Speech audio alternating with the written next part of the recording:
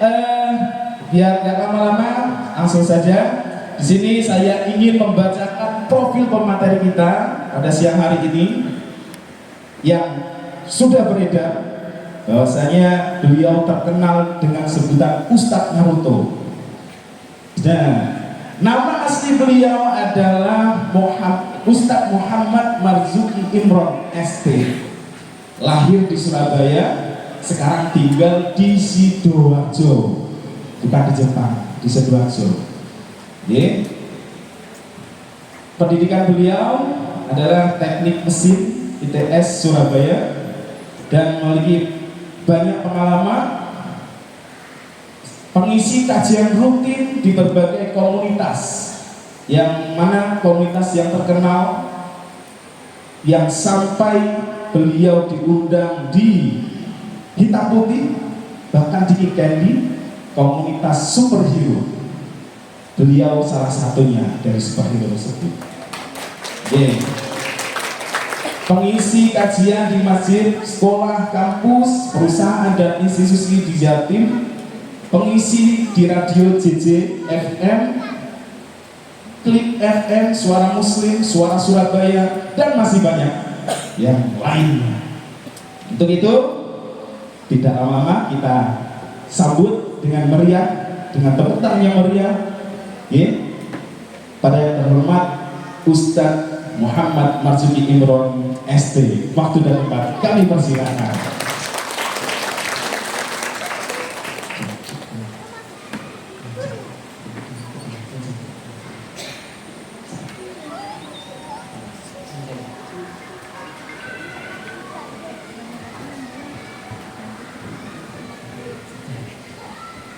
Bismillahirrahmanirrahim. Assalamualaikum warahmatullahi wabarakatuh. Alhamdulillahirabbil alamin. Wassalatu wassalamu ala asyrofil anbiya'i wal mursalin sayyidina Muhammadin wa ala alihi wasallam ajma'in. A'udzu billahi minasyaitonir rajim. Bismillahirrahmanirrahim. Raditu billahi rabban wal islam dinan wa bi Muhammadin nabiyyan wa rasulan wa bi sayyidina ilmin wa rizqin fahma. Wa bismillahi syadri wa yassirli amri wa hlul 'uqdatam min lisani yafqahu qawli wa rahmatika ya arhamar rahimin. Yang kami hormati Ketua Yayasan Bermutakin Ustaz Muhammad, yang kami hormati Ketua Komite SD SMP Bermutakin, yang kami hormati Bapak Ibu Wali Murid dari Mutakin yang dirahmati Allah. Alhamdulillahirrahmanirrahim. Kita bersyukur kepada Allah hari ini Allah memberikan kesehatan buat kita semuanya. Kita bersyukur semoga sehat kita menjadi barokah buat kita semuanya. Dan semoga barokah ini kepada tidak hanya untuk diri kita tapi seluruh keluarga besar kita juga kecipratan barokahnya. Dan semoga kita berkumpul seperti ini tidak hanya ngumpul di sini sama Allah, nanti kita dikumpulkan dengan keluarga tercinta kita di surga terbaiknya Allah. Salawat serta salam kita sampaikan ke junjungan kita Rasulullah Sallallahu Alaihi Wasallam. Allahumma sholli wa sallim alaihi. Beliau adalah teladan uswatun hasanah bagi kita semuanya. Baik, Bapak Ibu wali murid yang dirahmati Allah, nyuwun sewu, sejujurnya saya tidak bisa fokus, tidak bisa konsentrasi Bapak Ibu. Kenapa? Karena ruangan ini itu di atasnya dapur, kalau jenengan tahu. Di bawah itu dapur, gitu. Dan jenengan tidak bau nasi goreng dari tadi. Iya, dari tadi saya tidak bisa konsentrasi, betul. Jenengan kalau turun, kan kamar mandi di bawah. Jenengan kalau turun tuh gitu tadi. Oh, sudah masya Allah bener. Saya tidak bisa konsentrasi. Aduh, kok ya pas saya belum makan, gitu. Oh sama ya? Loh, sudah, jenengan ini belum makan tapi sekolah aku belajar. Bayangkan saya sakno, kira mari makan mau semangat di brojonan isor ya. Ngapunten. Saya pagi itu tadi masih khutbah nikah di Sidoarjo karena ada salah satu jamaah saya yang putranya menikahnya, saya diminta untuk khutbah nikah di Sidoarjo. Terus saya sudah janji sama Darul Mutakin, saya mepet, datangnya jam 11 kayak khutbah nikah. Dan tidak pernah saya membayangkan kalau dalam perjalanan kemarin saya tidak tahu dengan dapat pengalaman itu atau tidak, dihadang oleh beberapa saudara kayaknya tadi ini. Jenengan kena itu? Oh sama. Nyun saya lewat tol jenengan. Turunnya di mana? Nyun saya. Mojosari. Oh berarti saudaranya yang di apa namanya? Di bedaan di jalan ya, di jalan besar nih. Saya tadi naik motor bukan naik mobil. Dilewatkan tebing-tebing bawah ini, jadi tidak lewat besar. Nah tebing itu juga ada saudara. Jadi sepertinya hari ini serentak di beberapa daerah ada sonor gitu kan ya Allah ya. Ya sudah lah. Itu cara yang benar, itu cara mereka 17 Agustusan. Ya enggak apa-apa lah. Saya enggak komentar ya daripada nanti rumah saya didatangi dengan gitu. Dan enggak komentar, saya enggak komentar. Baik. Baik Bapak Ibu yang dirahmati Allah, nyuwun sewu, sebelum dimulai izinkan saya memperkenalkan diri meskipun tadi sudah diperkenalkan beliau. Nama saya Marzuki Imron, orang nyebutnya Ustaz Naruto. Panjang ceritanya, intinya itu jenengan bisa mencari ceramah saya di YouTube. Saya tidak punya akun YouTube, tapi orang-orang yang mengupload ceramah saya di YouTube banyak. Ya, Ustaz Marzuki atau Ustaz Naruto di sana. Aktivitas saya setiap hari ceramah seperti ini, nggak ada berhentinya. Apalagi Maulid besok itu sampai 2 bulan ke depan nggak ada kosongnya. Bisa dibilang saya sudah pamit sama istri dan anak saya untuk maaf ya Bapak pulangnya mungkin nggak pulang karena sering muter di beberapa lokasi di Jawa Timur. Nah, saya sudah pamit sama istri dan anak kalau sudah Maulid seperti ini besok itu belum depan itu. Maka saya khawatir kalau pulang terus saya masuk rumah assalamualaikum buka pintu anak saya om siapa gitu.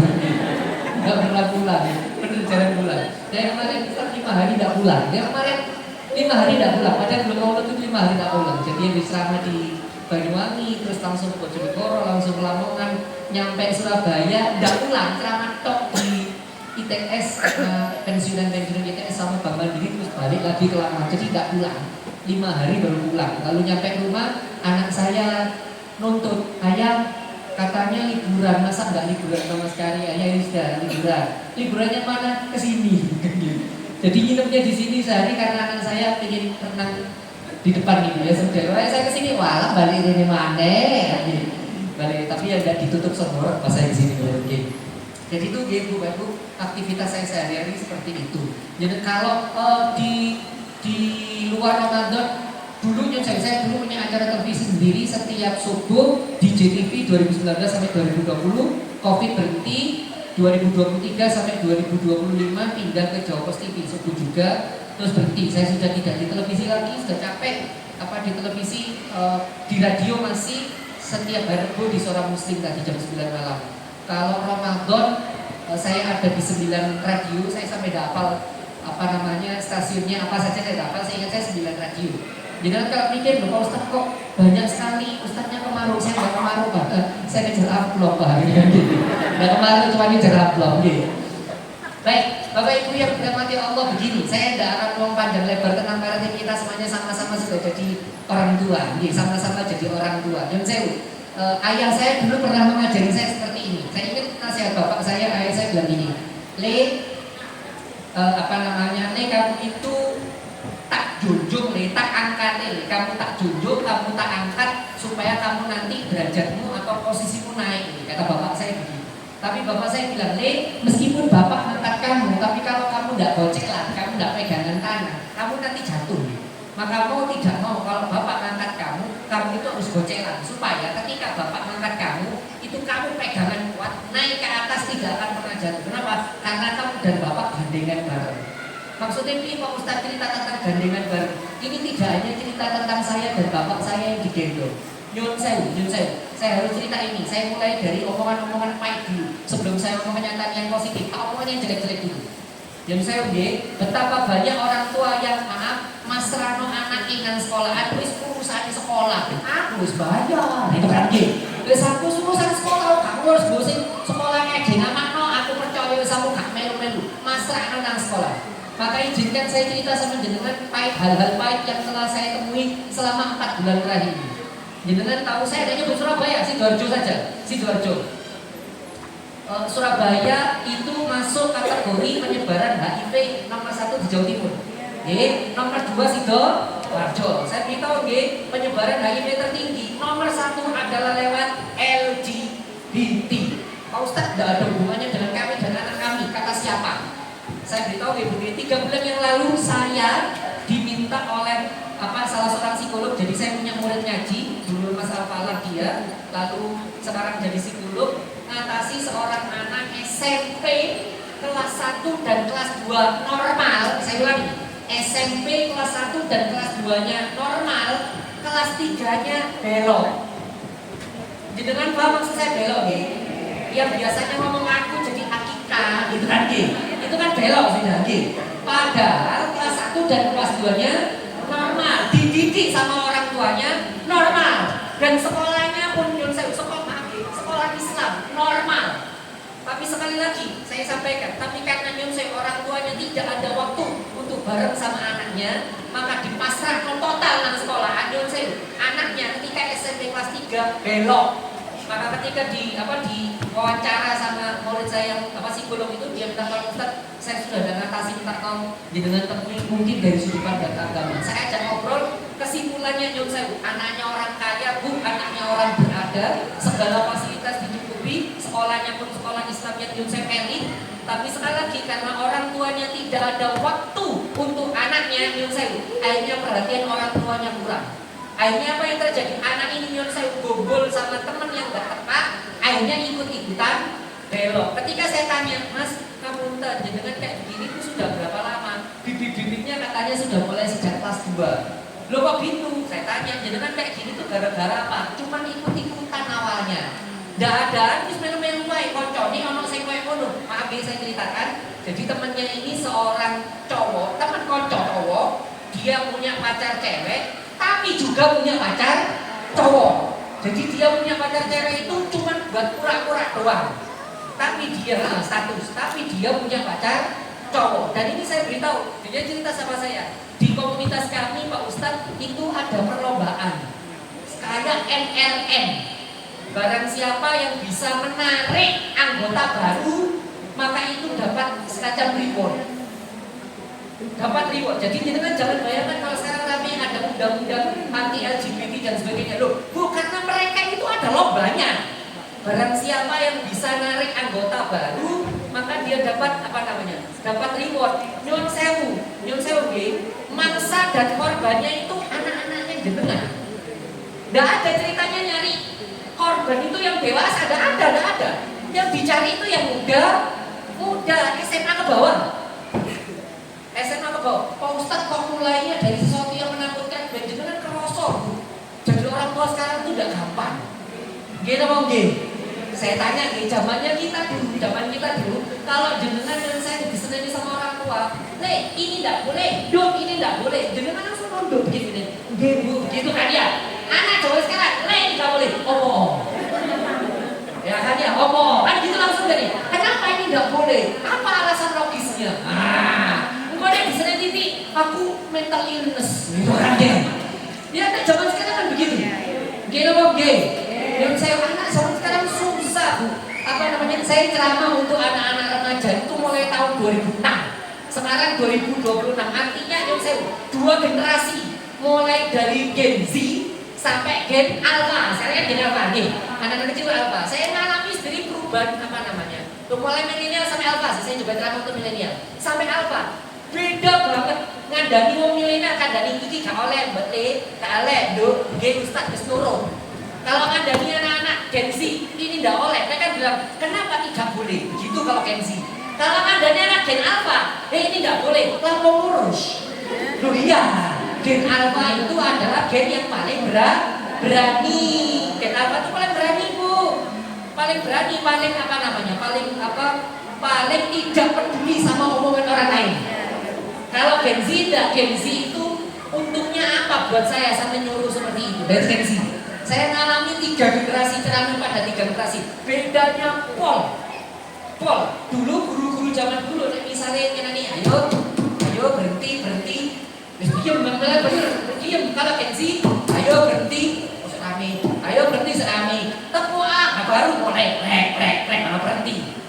Beda banget. Makanya saya ceritakan hal-hal seperti ini supaya jenengan mulai sadar, mulai aware. Anak jenengan itu mungkin anak yang baik, tapi lingkungannya belum tentu lingkungan yang baik.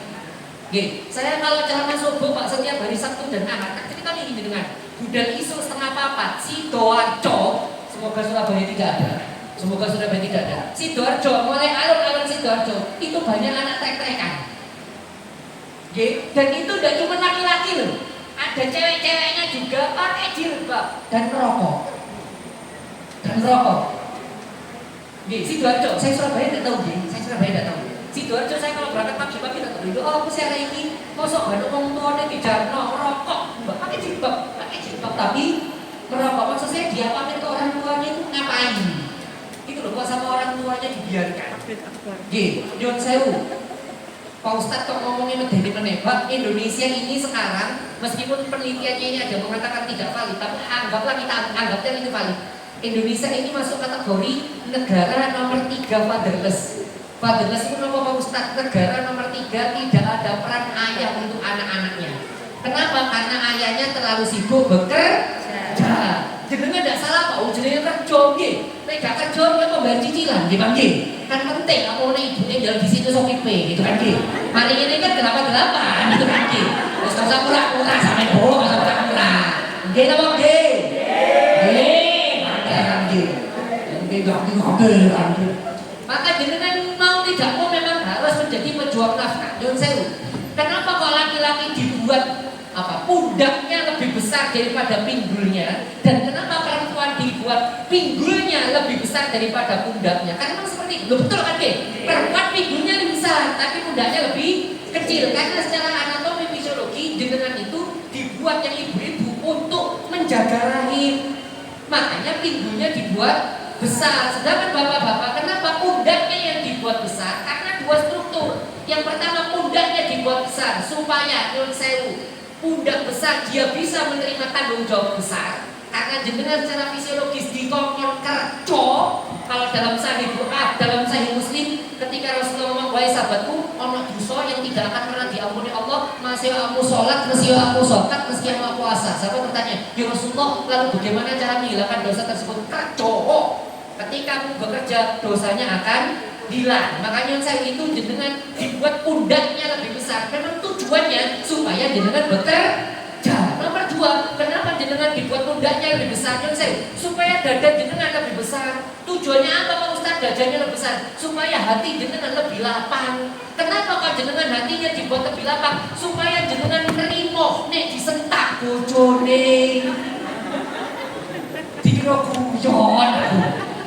Pak wong lanang niku nyun sewu takdire disentak wong wedok. Wis takdire mung trimo gak trimo wis takdire. Nggih, cilikane disentak ibune, gedene disentak bojone, nang kantor disentak bose. Nggih. Jenengan wis ta bapak-bapak itu takdire disentak. Disenengi nyun sewu. Bahkan sampai Imam Ghazali di Ihya itu sampai ngomong gini, as-sabru ala lisani nisa mimma yantahinu bil auliya. Sabarnya laki-laki disentak istrinya, sabarnya laki-laki diomeli istrinya, sabarnya laki-laki lihat ruwetnya istrinya. Wong lanang wong wedok ruwet tak bagi. Kayak tolong dijawab bapak-bapak. Wong lanang wong wedok niku ruwet apa mboten? Kalau bapak-bapak dijawab, wong wedok niku ruwet apa mboten? Bapak dijawab, kan ya. Kan tertekan soalnya dijawab. Boleh perkara ya daripada turu jopo. Ini direkam ya. Aku YouTube. Jangan istri saya nanti lihat bahaya. Aku sih turu jopo ya jangan. Aku sih turu jopo. Ternyata ustadz itu dia bojone. Ya. Podo ae ya. Katanya Anwar Zaid, kiai atau ustadz itu berwibawa kalau lagi ceramah dia kayak singa, kayak macan. Tapi kalau di rumah marah bojone tadi kucing gitu kan dia. Disentak bojone kita gobloknya gitu. Wong lanang itu duwe bojone. Tak baleni nyun sewu. Kenapa saya cerita seperti ini? Karena bapak-bapak nyun sewu. Bapak-bapak itu jenengan punya peran tidak hanya mencari kerja, pencari nafkah. Boten. Karena sekarang di Indonesia sudah muncul surveinya itu tadi, Indonesia negara fatherless nomor 3. Artinya jenengan harus punya kesempatan ngobrol sama anak. Masih cuma 10 menit sedina kudu ana wektune. Nang sekolah lapok sih. Obrolan-obrolan tidak penting, Pak. Aja ditakoki, ya apa? Kok des mlebu sekolah enggak usah gitu. Enggak usah bahas itu. Ya apa? Sekolah mau naik BG, enggak usah gitu. Bahasa gak penting tidak ngobrol anaknya jenengan. Betul. Saya ini dulu sebelum punya anak, aktivitas yang paling saya sukai adalah ceramah. Sebelum punya anak, aktivitas yang paling membuat saya bahagia adalah ceramah. Kenapa? Karena ketika ceramah saya lihat wajahnya jamaah saya bisa ketawa, pulang dalam keadaan senang, pulang dalam pikiran, ya Allah ternyata ada solusinya. Itu saya senang.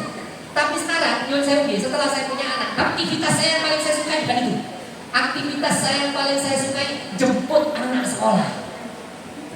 Bener, dulu itu saya bilang, lapor sih bu, saya mau istri saya lapor sih yang seneng jemput anak sekolah. Saya bilang, ini sih saya bilang, oh guru rasane kowe. Bener, ketika anak dulu TK-nya anak saya di Lamongan. Jadi istri saya kalau pulang ke Lamongan, istri saya jemput ke sekolahnya, ngantar ke rumah mertua saya di Lamongan. Sekarang anak saya di Sidoarjo, sekolah di Sidoarjo. Saya bilang, saya coba kamu tak jemput, ternyata betul. Menjemput anak sekolah itu bagian. Bagiannya memang Ustaz pas mulai loh, terus ngomong, ayah. Wah, belum terus itu, ayah, apa dong? Ayah tahu kiamat, apa itu kiamat bu? Wah ya, kiamat menakutkan ayah. Kata ustazah kiamat itu burung bisa terbang. Cerita malam-malam, ayah bro, Pak. Ayah udah tahu kiamat, nggak tahu. Wah ya gitu aja udah tahu. Dia udah tahu kalau ayahnya ustaz. Pasti ngomong kiamat barangnya. Betul, karena tujuan saya cuma satu, pengen ngobrol sama anak. Nah mau tuh cerita nih. Pada saat lewat flyover Pak, anak-anak setahun yang lalu masih SD kelas 2 saat itu. Ada anak-anak main layangan. Terus saya bilang sama anak saya, "Duk, itu layangannya kok kecil?" Jawaban anak saya gini, "Itu enggak kecil, Ayah. Itu sebenarnya layangannya besar, cuman karena jaraknya agak jauh sehingga menghasilkan perspektif yang kecil." Anak kelas 2 gitu kan ya. Apa itu Duk perspektif? Perspektif itu sudut pandang dari mata kita. Kalau jauh kelihatan kecil. Ayah nggak tahu perspektif, nggak tahu dong. Ayah nggak tahu ayah ini gimana, gitu aja nggak tahu. Dalam hati, justru kamu yang nggak tahu dong. Kalau bapakmu lulusan ITS dong. Betul, tapi tujuan saya supaya dia jadi cerita. Terus ngomong-ngomong, ya Allah, kok bisa ya begitu. Yang saya kalau Ramadan Mbak, tapi sekarang sudah mulai, sudah berani. Istri saya sudah tegur, ya, eling usia. Dulu zaman-zaman 2 tahun 3 tahun yang lalu itu Ramadan sehari bisa di 6 tempat. Ceramah di 6 tempat bisa 3 atau 4 kota. 6 tempat dulu 6 tempat. Sekarang sudah boleh sampai sana. Ya ingat usia, wis mentok telu kalau lebih dari telu gitu. Sehari hanya maksimal 3, 4. Sing rotok-rotok keseneni gitu kan gitu. 4 itu.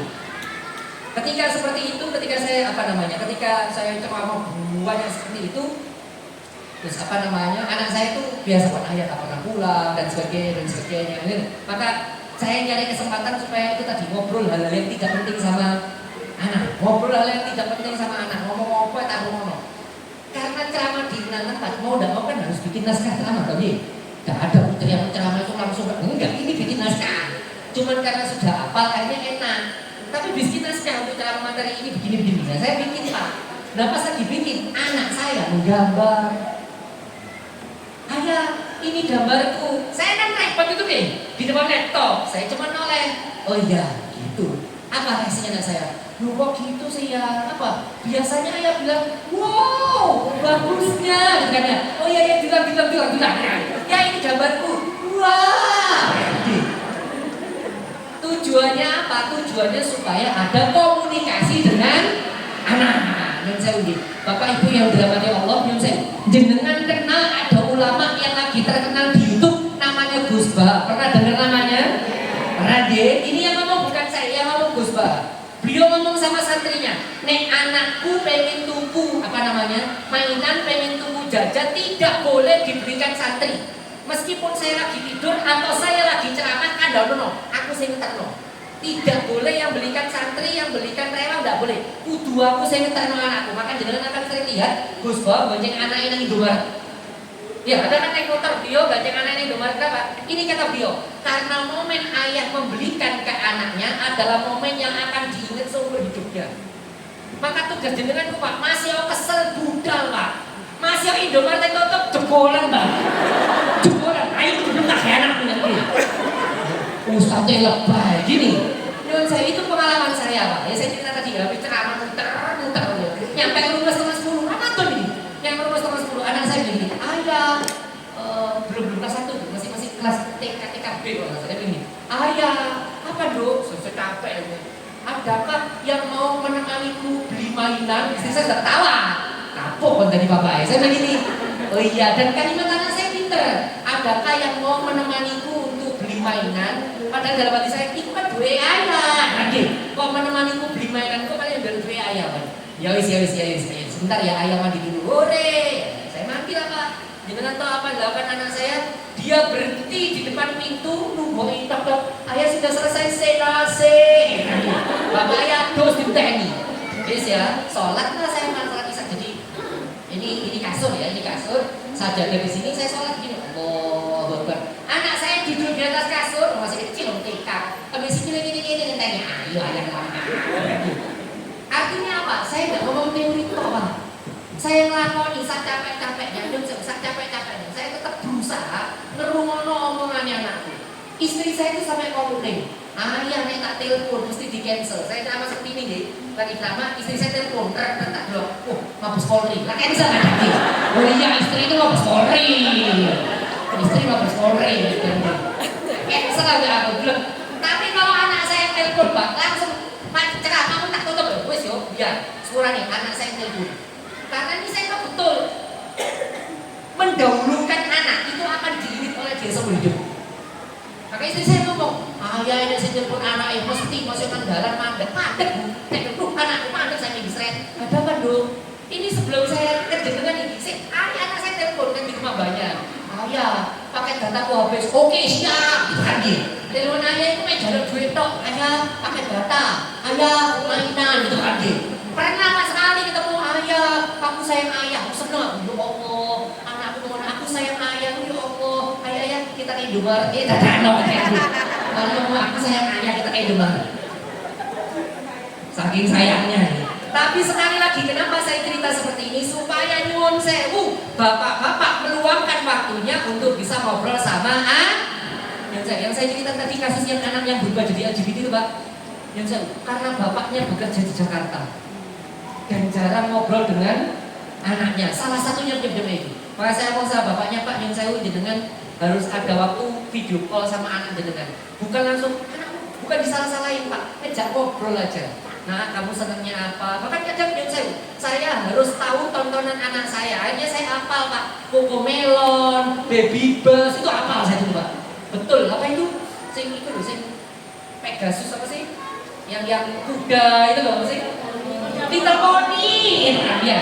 Little Pony itu saya hafal saya. Little Pony tontonan ini saya hafal. Kenapa? Biar kalau diceritain anak saya nyambung. Betul. Ayah, kan dulu kecilnya dia nonton Little Pony. Ayo ayah jadi Little Pony. Oke, lanjut. Ada ayah bayar lagi materi ceramah tentang dua opo, lanjut. Tapi sekali lagi saya cerita seperti ini supaya jenengan memaksa diri jenengan untuk punya kesempatan ngobrol sama Baik, saya lanjutkan. Saya mulai dari kalimat saya yang pertama tadi.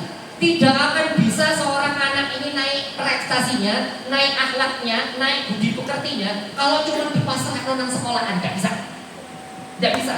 Karena di contoh saya tadi bilang cekelan tangan antara sekolah dengan wali murid, antara guru dengan orang tua harus saling kerjasama, harus saling gandengan. Pak Ustadz, kerjasamanya apa Pak Ustadz? Nomor 1, kerjasama yang dalam bidang apa Ustadz? Kerjasama dalam urusan komunikasi. Maksudnya piye Pak Ustadz komunikasi? Jenengan nek ana apa-apa ngobrol ambek wali murid.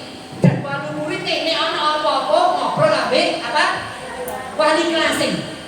Kudu harus saya ngobrol. Kenapa? Karena nyun sewu, kadang-kadang nyun sewu. Putra jenengan, saya ngomong tidak enak. Menampilkan sosok yang berbeda ketika di rumah dan di sekolahnya. Tolong betul? Nah namanya ketok meneng, ketok iya bunda, iya ayah, nang omah, gitu. Nang sekolah, udah power, mencolot satu, dan ini kan tahu. Ya, gini bang, kadang saya kemarin istri saya ngomong, ada temennya di sekolah yang lain sama pada sekarang kan juga kan banyak sekolah Islam bonafit sekarang ini. Dan saya senang itu, termasuk senang banyak sekolah Islam bonafit itu artinya yang bonafit itu sekolah-sekolah Islam yang mempertimbangkan agama. Saya senang gitu. Nah ini ceritanya temennya istri saya itu anaknya sekolah Islam bonafit terus dilapori sama orang tua sama wali kelasnya. Bu, nyun saya anak jenengan tuh begini. Cross check lah anak ini bisa ibunya ini. Dari hasil cross checknya dia ternyata mau ngomong lo gak koyo ngono itu kan dia. Jenengan tahu apa itu jadi wali murid, wali kelas sih di sini ini. Dia bilang, iya bener gimana anak saya gak mungkin gini apa sih? Jenengan tuh tahu anaknya jenengan nek nanggone oma. Tapi kan nih nanggone sekolah.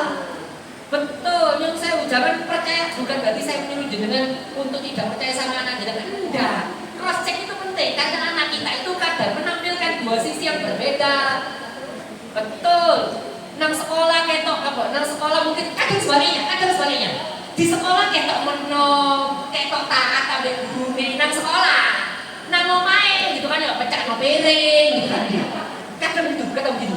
Ya cuk, anak saya termasuk yang begitu lagi. Di sekolah menang nek ngomong lagi. Menang tunggu aja menang gitu kan dia. Saya dulu tuh Pak. Saya saking senengnya sama Naruto. Sampai anak saya itu tak kasih nama anaknya Naruto. Serius, anaknya Naruto itu namanya Himawari. Maka anak saya tak kasih nama Himawari Pak. Ayasha Himawari Marzuki.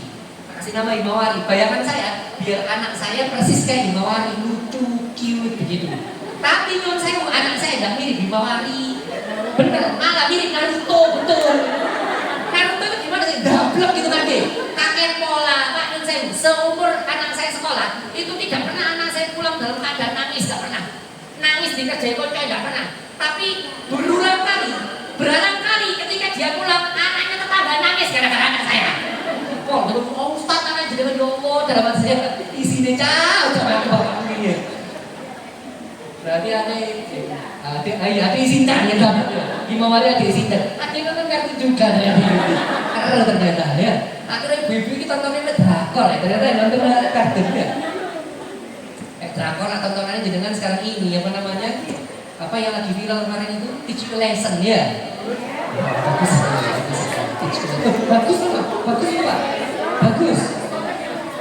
Teach you lesson itu bagus. Apa namanya? Pelajaran tentang bullying di sekolah, ya. Bagus, jangan nonton itu bagus. Ada beberapa drakor yang bagus tuh. Kalau dulu ada film India judulnya Tara Zamir yang main Amir Khan. Ya anak sia-sia ya. Dia kenapa yang itu untuk pendidikan. Pak Ustadz yang ngerti film loh. Saya hafid drakor Bu. Hafid drakor. Bukan hafid Quran, hafid drakor. Kalau dia hafid Quran, hafid saya hafid drakor. Jangan tanyakan drama apa saya sudah nonton. Ayo kamu deh. Saya pertama kali nonton drakor tahun 2001. Zaman masih Song Hye Kyo si nom. Filmnya Endless Love. Nah, ya toh? Endless Love itu aslinya bukan film loh. Aslinya judulnya itu Autumn in My Heart. Endless Love itu nama apa namanya tetralogi. Endless Love itu ada judul Autumn in My Heart, ada apa namanya Tree of Heaven gitu kan deh. Satunya lagi Winter Sonata nih. Saya ngerti Winter Sonata fix tuwe. Tuwe itu karena berapa tuwe? Fix tuwe coba aja kena tadi kan deh. Jangan bahas drakor sama saya, bener saya hafid drakor. Kalau K-pop berhenti di Gen 3, setelah itu tidak mengikuti saya. Paling ini BTS. Jadi kan Desember berangkat. Saya berangkat. Bahkan BTS Desember kan ada ya. Anda tidak tahu aja nomor tiket itu kan dia. Ambil dekir semua oleh tiket. Balik saya lanjutkan. Begini, Ustaz kenapa sampai bela-bela seperti itu? Loh karena saya harus bisa ngobrol dengan anak saya. Jangan tahu 2010, 2011 itu saya sampai pura-pura nyamar ngumpul sama anak-anak penggemar K-pop itu di Royal. Zaman itu Bu, jangan tahu KFC Ahmad Yani. Itu zaman itu tuh rame. Itu banyak anak K-popers dulu KFC Ahmad Yani itu paling rame zaman itu. Ada wifi-nya dan saya punya apa namanya dikasih tahu KFC Ahmad Yani itu dulu apa keuntungannya paling tinggi se-Indonesia dulu. Nah itu kumpulnya anak-anak K-popers barangkali. Saya sampai ikut ke sana Pak, tahun nyamar menghilangkan keustatan saya supaya pengen tahu. Ya apa sih hari K-popers pola pikirnya? Saya pengen tahu supaya kalau diajak ngobrol nyambung. Beda ngomong be anaknya udah BTS kali ya bisa nyambung nih ngomong. Belain cuma itu toh. Maka jenengan sekali lagi ngobrol tentang bola ya nyambung. Maka coba Messi sama Ronaldo gegeran soal itu ya. Jangan, biasanya lihat nih Neymar itu kan gitu. Bahasa foto Neymar babu gitu kan dia kalahan Neymar. Dia kan berhasil kalah gitu. Mangkel. Saya bukan berhasil soalnya. Saya bukan berhasil kalah ya. Lalu saya mangkel saya berhasil kalah apa ya udah. Baik, saya ulang lagi. Jadi sekali lagi, Pak Ustadz, apa yang harus dikerjasamakan antara sekolah dengan wali murid, antara wali kelas dengan orang tua? Apa yang harus dikerjasamakan? Kerjasama pertama adalah komunikasi. Sering ngobrol apa yang terjadi dengan anak saya. Oke, satu komunikasi, satu dulu komunikasi dulu. Begini, di sekolah anak saya itu biasanya kalau malam ada, jadi di sekolah itu ngaji, malam suruh ngaji lagi. Dilihat Zoom sama gurunya, dites satu persatu. Tiba-tiba ada perubahan. Sekarang tetap nggak pakai Zoom. Nanti muridnya itu suruh merekam bacaannya terus dikirim. Saya kira ini, ini satu sekolah pengumuman perubahannya seperti itu. Ya sudah, nurut aja sama sekolah. Sampai suatu ketika istri saya dapat info, kenapa kok berubah aturan seperti itu yang biasanya ngaji tatap muka via Zoom, kok sekarang cuma direkam langsung dikirim? Apa sampai terjadi? Ternyata perubahan itu gara-gara ada wali murid yang protes. Protes apa Ustadz? Dia itu kalau anaknya ngaji Zoom itu gak cuma ngaji, ambil mainan, HP, terus ngomong kalau begitu nggak usah Zoom aja Ustadz, tinggal dikirim aja rekaman ngajinya, terus biar dikoreksi. Saya dalam hati, walah, ternyata boleh gampang gitu. Loh kok ngono Ustaz? Yang namanya ngaji itu harus tatap muka. Lewat Zoom gurune roe, salamunan ngene, 1, 2. Kenapa saya tadi agak ngomong sama istri, loh yang kok ngene ya? Ini bukan ngaji, ini bukan talaki, ini cuma ngirim pesan suara, gak iso dikoreksi nih salah. Pak Ustaz enak, jangan gak repot. Aku yo repot, tapi nih anakku ngaji, aku nang sebelah. Taruh ngono, masih ayahnya kabeh. Garap materi loro ngono. Meskipun gak berani ikut campur, biar itu diberi gurunya, tapi aku nang sebelah. Kaget ya, gak sempat ambil goreng, ambil bawa dulu. Sampai mana dok? Karena yang namanya orang tua harus tanggung. Nah, punten, kalau bahasa saya kasar, minta maaf kalau kasar. Joknya semangat, gawe ini tok, mohon maaf kalau kasar. Mohon maaf. Saya langsung bilang, apa sih orang tua wali murid ini? Wong ngaji itu harusnya tatap muka, kok sekarang ngirim suara gini loh. Ini tidak akan tidak akan anak ini akan ada perubahan ngajinya. Meskipun di sekolah ada ngajinya, tapi butuh dikoreksi. Nah kenapa? Karena saya wali muridnya pengen cari yang gampang. Gak belum ngancani anaknya. Betul, sekali lagi, kenapa saya bilang seperti ini? Karena harus ada komunikasi antara guru dan orang tua. Jadi kerjasama yang pertama apa? Kerjasama komunikasi. Nomor 2, Pak Ustadz, kerjasama yang kedua apa Pak Ustadz? Antara guru, antara sekolah, dengan antara rumah. Nah, ini juga penting Bu. Kerjasama apa Pak Ustadz? Kalau K yang pertama komunikasi, K yang kedua keteladanan. Antara yang di rumah dengan yang di sekolah kudu podo. Maksudnya kudu podo nih Pak Ustadz. Nek nang sekolah mewajibkan sholat tepat waktu, nang omah kudu ngono. Jangan di sekolah, ayo waktunya adzan sholat. Nah mama sampe jarno. Atau yang saya misalnya bapaknya, ayo Isa ngomong ayo Isa, bapak isik moco, namanya Pak Prabowo, sih bahasa Prabowo kan gitu. Kalau sudah ada Isa, jangan dokter sarung, seret, tarik, ngecek lo, terkewe, ayo ngecek, gitu. Langsung antara yang sekolah sama di rumah antara sekolah dan di rumah saya minta maaf kalau bahasa Pramusapan. Indonesia tidak kekurangan orang pintar, Indonesia tidak kekurangan orang jenius, Indonesia kekurangan orang yang berintegritas. Apa itu berintegritas? Omongan dan perbuatan sama. Indonesia kekurangan orang berintegritas, ngomong gak bisa jadi contoh, ngomong tok tapi gak bisa nyuntui, contoh, langsung pakai contoh. Ini kisah nyata. Karena bapak-bapak ngomong anaknya mulai sekolah. Dari mana kamu? Sekolah, Pak, pulang sekolah. Buka tasmu. Buka. Terus buka tanya, kalau dulu saya nyebutnya tepak, sekarang nyebutnya apa ya? Masa ini tepak? Masih tepak? Oh iya bener ya, karena zaman sekarang harus beto-beto, jangan harus beto. Saya dulu nyebutnya botol ini. Tumbler. Enggak sampai nyebut tumbler saya ini. Enggak. Dulu nyebutnya spray, saya nyebutnya backcover. Dulu nyebutnya paket bekas, jualan paket bekas, sekarang pre-love.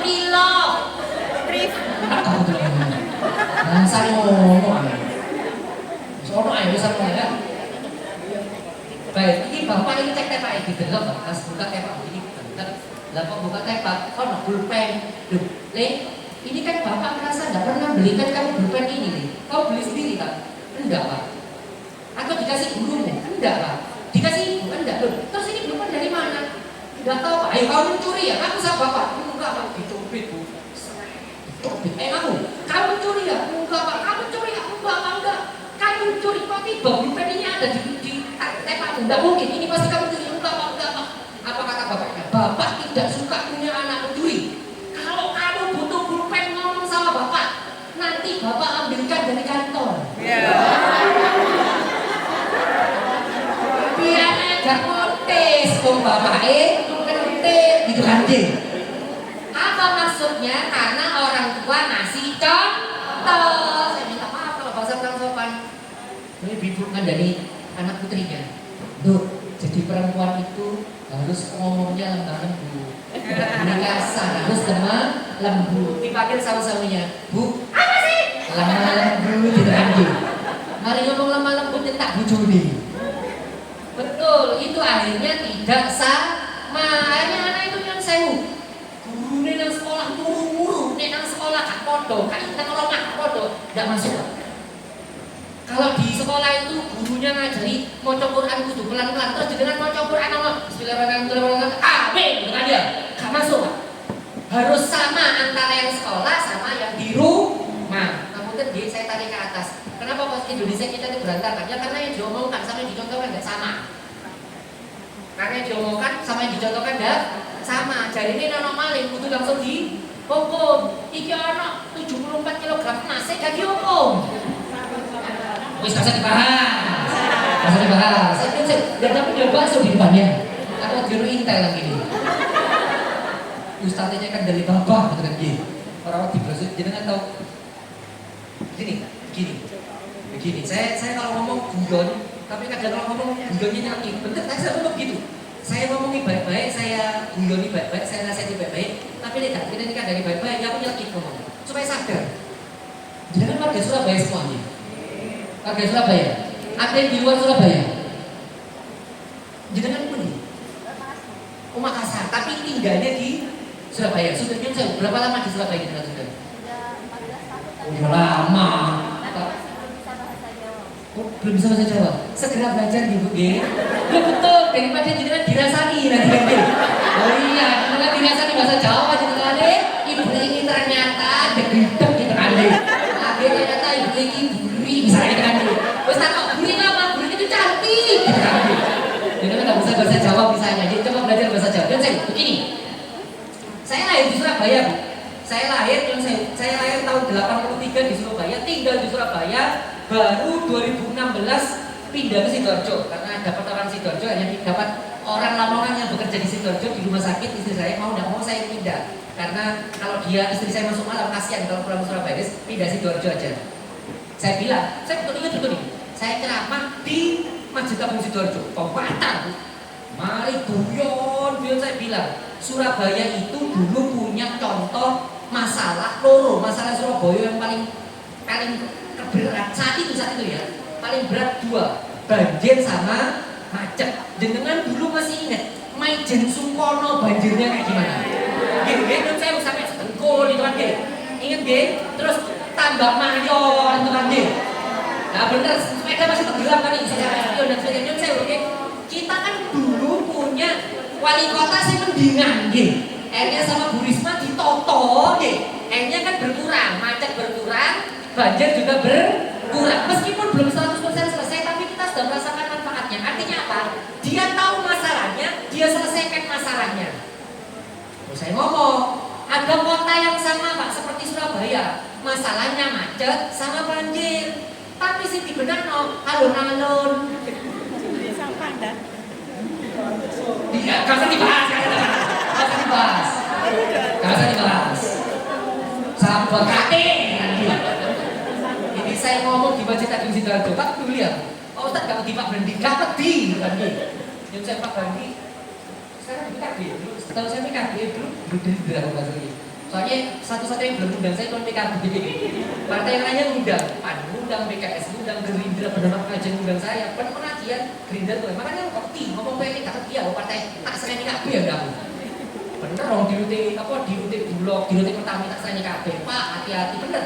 Mari tak jubion, Pak buyon, terus tak sampaikan hadis wajah hadisnya terus ngomong. Ini hadis orang-orang yang nanti ketika dia korupsi, ketika dia bikin aturan menyengsarakan rakyat, siap-siap mati dicek-cek gitu kan.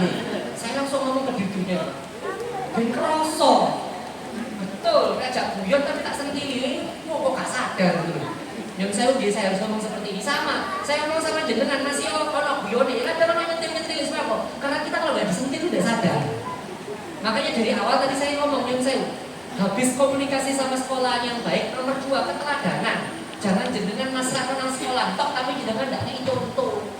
Contoh ini kudu podo. Nek sekolah itu nyusul, sekolah itu sholatnya tepat waktu, di rumah sholatnya harus tepat waktu. Namun kalau di sekolah putrinya jenengan menutup aurat, maka jenengan di rumah kalau putri jenengan keluar rumah ajarkan menutup aurat. Meskipun saya tahu kalau SD belum waktunya, oke lah kalau SD. Tapi SMP kan sudah waktunya. Dan orang tua harus keras, ayo menutup aurat. Tidak boleh ini. Harus sama itu. Jangan sampai antara sekolah dan rumah beda. Sampai sini paham ya? Sampai sini paham? Tak kali ini. Nomor 1 tadi apa yang harus kerjasama komunikasi. Nomor 2 keteladanan. Nah, itu bodoh. Keteladanan antara sekolah dengan keteladanan antar rumah harus sama. Yang ketiga, nah ini ketokan sepele tapi penting.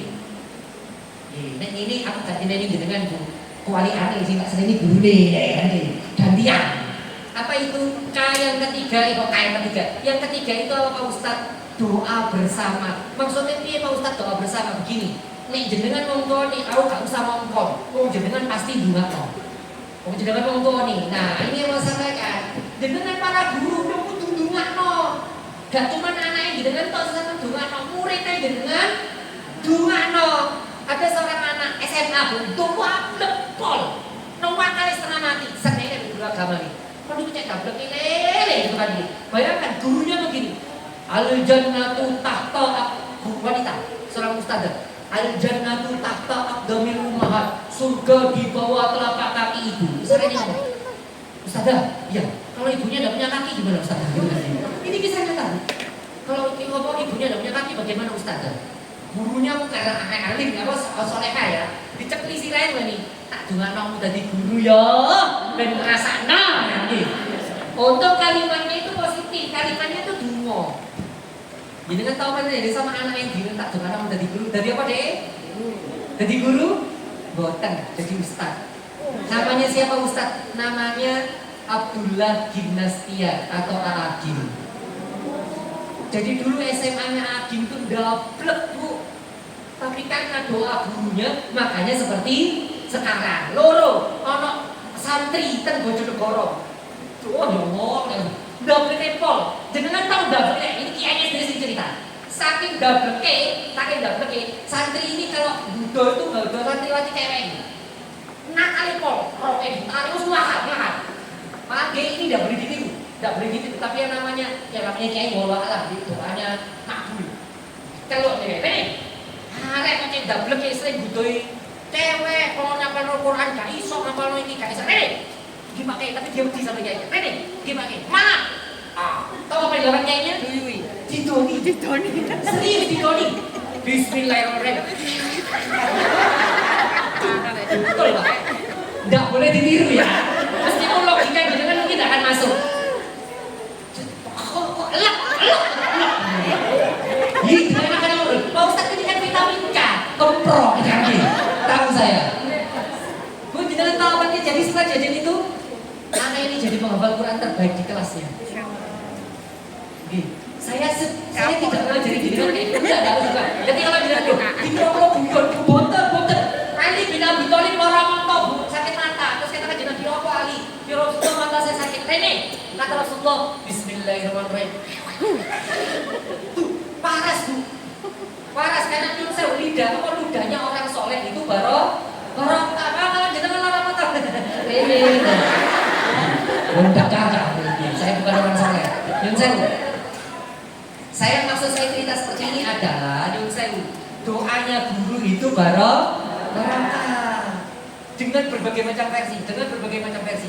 Oke, kalau tadi doanya salah satunya lewat nyun sewu, lewat kuda tadi nih. Nyun sewu, dengan tidak usah harus tiru seperti itu enggak. Tapi sekali lagi saya mau cerita, doanya guru itu barokah. Nyun sewu. Ada seorang murid, jadi guru ini atau kiai ini ngajar. Muridnya itu diajari, kabeh iso iki tak sih gak iso. Siji tok iki gak iso. Guru nih sabar, Pak wis diajari meneh. Gak iso meneh, diajari meneh gak iso meneh. Apa tak gurunya? Yang lain boleh pulang. Yang ini, nah kamu ikut ke rumah Pak Guru ya, ikut Pak Rumah Guru nanti tak ajar sendiri. Oke Pak Guru, iya Pak Ustadz, diajar sama gurunya diajari. Sampai muru-muru gurunya tetap gak bisa. Jangan tahu kan, oh untung ibu ini sabar Pak. Untung ibu ini sabar. Apa lawan gurunya? Ayo Leng, dimulai bareng Leng, karena guru itu kemampuannya cuma segini Leng. Kamu kalau tetap gak bisa, ayo minta tolong Allah supaya kamu jadi bisa Leng. Ayo dulu bareng, kamu bilang amin ya Leng ya. Dulu aku beri ya Allah, jadikan murid saya ini murid yang pinter, murid yang barokahnya banyak untuk banyak orang. Pertanyaan saya ini, maaf ya, ini real. Beneran kalau baca nanti sirahnya sejarahnya, ini murid yang paling goblok, serius. Ini murid yang paling goblok. Jadi kan tahu murid yang paling goblok ini jadi siapa nanti? Murid yang goblok ini nanti punya murid namanya Abu Dawud, penulis kitab Sunan Abu Dawud. Murid yang goblok ini nanti punya murid namanya At-Tirmidzi, penulis kitab hadis Sunan At-Tirmidzi. Murid yang goblok ini punya murid namanya Anas, penulis kitab riwayat Sunan Anas. Dan penulis hampir 95% penulis kitab hadis adalah murid yang bodoh ini. Murid saya goblok mau Pak Ustad, iki murid saya goblok mau jenenge sapa Pak Ustad? Jenenge Rabi bin Sulaiman. Gurune sing sabar kok jenenge sapa Pak Ustad? Jenenge Imam Syafi'i. Karena gurunya sabar, pinter, dan dia menjadi ulama hadis nomor 1. Imam Bukhari belum ada saat itu. Imam Bukhari ngaji ke Imam Al-Buaiti. Al-Buaiti pun ngajinya ke beliau. Rabi bin Sulaiman. Siapa satunya lagi selain Al-Buaiti? Satu lagi. Imam Ahmad pun ngajinya ke beliau. Rabi bin Sulaiman, Nyun Sewu ya, yang paling bodoh di kelasnya. Tapi karena sing dungo nih Imam Syafi'i, ya dia dungo nih, kalau katanya Gus Bayu, Imam Syafi'i nih dungo ngeri, koyok nyeplos tapi dadi, ada orang meninggal terus di mana ke Imam Syafi'i itu ada orang meninggal terus ada orang pakai tolong dungo, jenengan tahu doanya Imam Syafi'i, ya Allah, jenengan itu lah gak punya kepentingan. Jenengan hukum, jenengan tidak akan naik derajat, jenengan ampuni, jenengan tidak akan berkurang derajat. Wis ya Allah, jenengan tidak punya kepentingan. Wis sampai ampuni ya Allah, wis sampai tidak punya kepentingan. Kulo tak ngomongin. Itu yang keluarga ditinggalkan mangkal. Ya apa sih Imam Syafi'i dengan ngono. Jenengan tahu terjadi malamnya itu keluarga itu dibimbing kabeh. Orang ini diampuni dosanya yang meninggal itu karena doanya Imam Syafi'i. Padahal dumonya nang tok, ya Allah sampai tak punya kepentingan. Wis sampai ampuni ya Allah, sampai ya Allah, ngono tok. Gak nangis-nangis, kenapa? Karena saya dungo Imam Syafi'i. Maaf deh, sama itu tadi Rabi bin Sulaiman. Soalnya Imam Syafi'i sabar. Ambil dungo maaf kalau bahasa sopan. Jangan sampai kayak kita, guru-guru zaman now ngajari langsung buka HP, seret, live TikTok, seret. Bagaimana? Guys, lagi ngajar guys. Murid saya blok sekali. Apa yang saya lakukan guys? Tok layarnya guys. Tok layarnya maksudnya gitu. Kenapa saya cerita seperti ini? Maaf deh. Saya ceramah di Benowo. Ada kepala sekolah saya tanya, Pak, ini kok murid-murid zaman sekarang kok ada punya sopan santun? Tahu jawabannya kepala sekolah. Dia bilang gini, nggak mesti salah anaknya Pak Ustadz. Mosok Pak, ini nggak mesti salah anaknya. Bisa jadi yang salah gurunya dan orang tuanya. Loh kok gitu Pak? Tahu jawabannya? Pak Ustadz, dulu ketika kita masih kecil, kita diajari bahasa Jawa kromo Injil. Jadi apa nggih? Bahasa Jawa kromo Injil itu melatih anak-anak untuk punya sopan santun. Bayangkan, masa Allah bapak wis muntal, gitu kan sih? Benar kan ya? Bapak samun nedo, bapak samun bar. Kalimat itu menunjukkan tingkat kesopanan. Sekarang saya tanya, maaf ini kalau bahasa saya kurang sopan. Ada nggak orang tua atau guru yang mengajarkan kromo Injil? Ada. Maka jangan heran kalau anak-anak zaman sekarang sudah kehilangan sopan santun. Nggak semua salah anak-anaknya. Wong tua dia nggak pernah ngajari bahasa Jawa halus. Bu, dan saya orang Madura. Gitu, saya bukan orang Jawa, Surabaya. Surabaya, bukan. Orang Madura asli pakai shot. Bapak saya Bangkalan, ibu saya Bangkalan, asli orang Madura. Tapi saya belajar bahasa Jawa halus karena diajari sama bapak saya. Di Madura pun ada bahasa Madura halus. Sama hede, beeng, jenengan itu artinya anda. Antum itu pakai hede, beeng itu kasar. Di atasnya lagi jenengan ada. Dalam bahasa Madura ada. Kalau jenengan adanya terong enggel, mungkin Madura enggel. Ono alusing. Artinya Nyun Sewu sekarang sudah ada itu. Makanya anak-anak kita Nyun Sewu kok sudah mulai kehilangan sopan santun. Mungkin tidak salah anaknya, orang tua dan gurunya nggak nyuruhin. Maka sekali lagi poin yang terakhir, kenapa saya minta seperti ini, supaya yang doain anak tidak cuma orang tuanya tapi gurunya ikut mendoakan. Karena dari cerita-cerita yang saya ceritain tadi, justru yang manjur itu doanya guru. Dan lihat cerita saya masih banyak cerita tentang doanya guru langsung jadi wakil. Ulama-ulama besar yang ketika dia angkat tangan anak dari KB, muridnya dari KB wakil. Ini Nyun Sewu dulu Syekh Nawawi Al-Bantani punya 2 murid. Syekh Nawawi Al-Bantani yang meninggal di Mekah, dan beliau mendoakan murid itu terus ini terkenal terus. Nomor 1 muridnya siapa sih? Syekh Nawawi Al-Bantani. Syekh Nawawi Al-Bantani itu bapak kitab kuning Indonesia. Orang nyebutnya bapak kitab kuning Indonesia karena apa namanya? Kitab-kitab kuning yang ada di Indonesia ini dulu ngambil dari rujukannya beliau. Beliau meninggal di di Mekah, di Makkah sana, dikuburkan di sana. Syekh Nawawi Al-Bantani sekarang kalau nggak salah jajan sama Mbak Maimun Jubair, kakamnya di sana itu. Syekh Nawawi Al-Bantani ini punya murid 3. Murid yang ketiga itu nanti jadi kakeknya MHN Najib. Tahu ya MHN Najib tahu nih? Nah itu kakeknya itu muridnya Syekh Nawawi Al-Bantani. Nah murid yang pertama itu nanti pulang ke Jogja, bikin organisasi namanya Muhammadiyah. Murid yang kedua pulang ke Jombang, Jombang. Luwe, ya. Sama ya, Maria dan Maria kita makan ya. Murid yang kedua pulang ke Jombang, bikin organisasi namanya Nadatul. Ingat karena doanya guru seperti ini, akhirnya muridnya jadi barokah. Maka sekali lagi Nyun Sewu, setelah tadi komunikasi bersama, keteladanan bersama, sekarang berdoa maka saya setuju kalau misalnya kapan-kapan ada istighosah bareng, ada zikir bareng, wali murid dengan guru, ataupun kalau tidak bareng-bareng, minimal di rumah orang tuanya mendoakan, di sekolah gurunya mendoakan. Karena itu nanti akan jadi kerja sama bersama antara sekolah dan rumah yang insya Allah membuat anak-anak jenengan memiliki akhlakul karimah. Oke, saya rasa ini cukup. Monggo kalau mau ada diskusi dan tanya jawab dipersilakan. Alhamdulillah tidak ada, langsung makan. Oke, tepuk tangan yang meriah untuk Ustadz Marzuki. Oke, baik. Ayah Bunda, tadi sudah disampaikan materi yang sangat luar biasa dari Ustadz Marzuki. Ada yang bisa menyimpulkan keseluruhan materi yang disampaikan mungkin? Apa saja tadi? 1, komunikasi antara sekolah dan rumah. Ini harus ada komunikasi yang baik. Yang kedua, keteladanan. Yang ketiga, doa bersama. Intinya antara sekolah dan rumah harus saling bersinergi. Demi mewujudkan anak-anak yang unggul dari bidang dunianya maupun akhiratnya nanti. Baik, kita berikan waktu sekitar 5 menit sampai 10 menit. Barangkali ada yang mau bertanya, silahkan angkat tangan. 1, 2, ada lagi?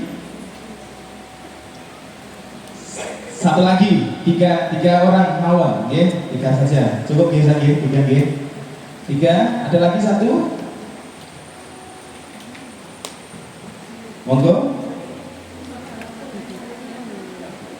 Barangkali punya unek-unek yang masih terpendam, yang belum tersampaikan, bisa nanti langsung didiskusikan. Baik, saya mulai dari Bunda Paris dulu, monggo.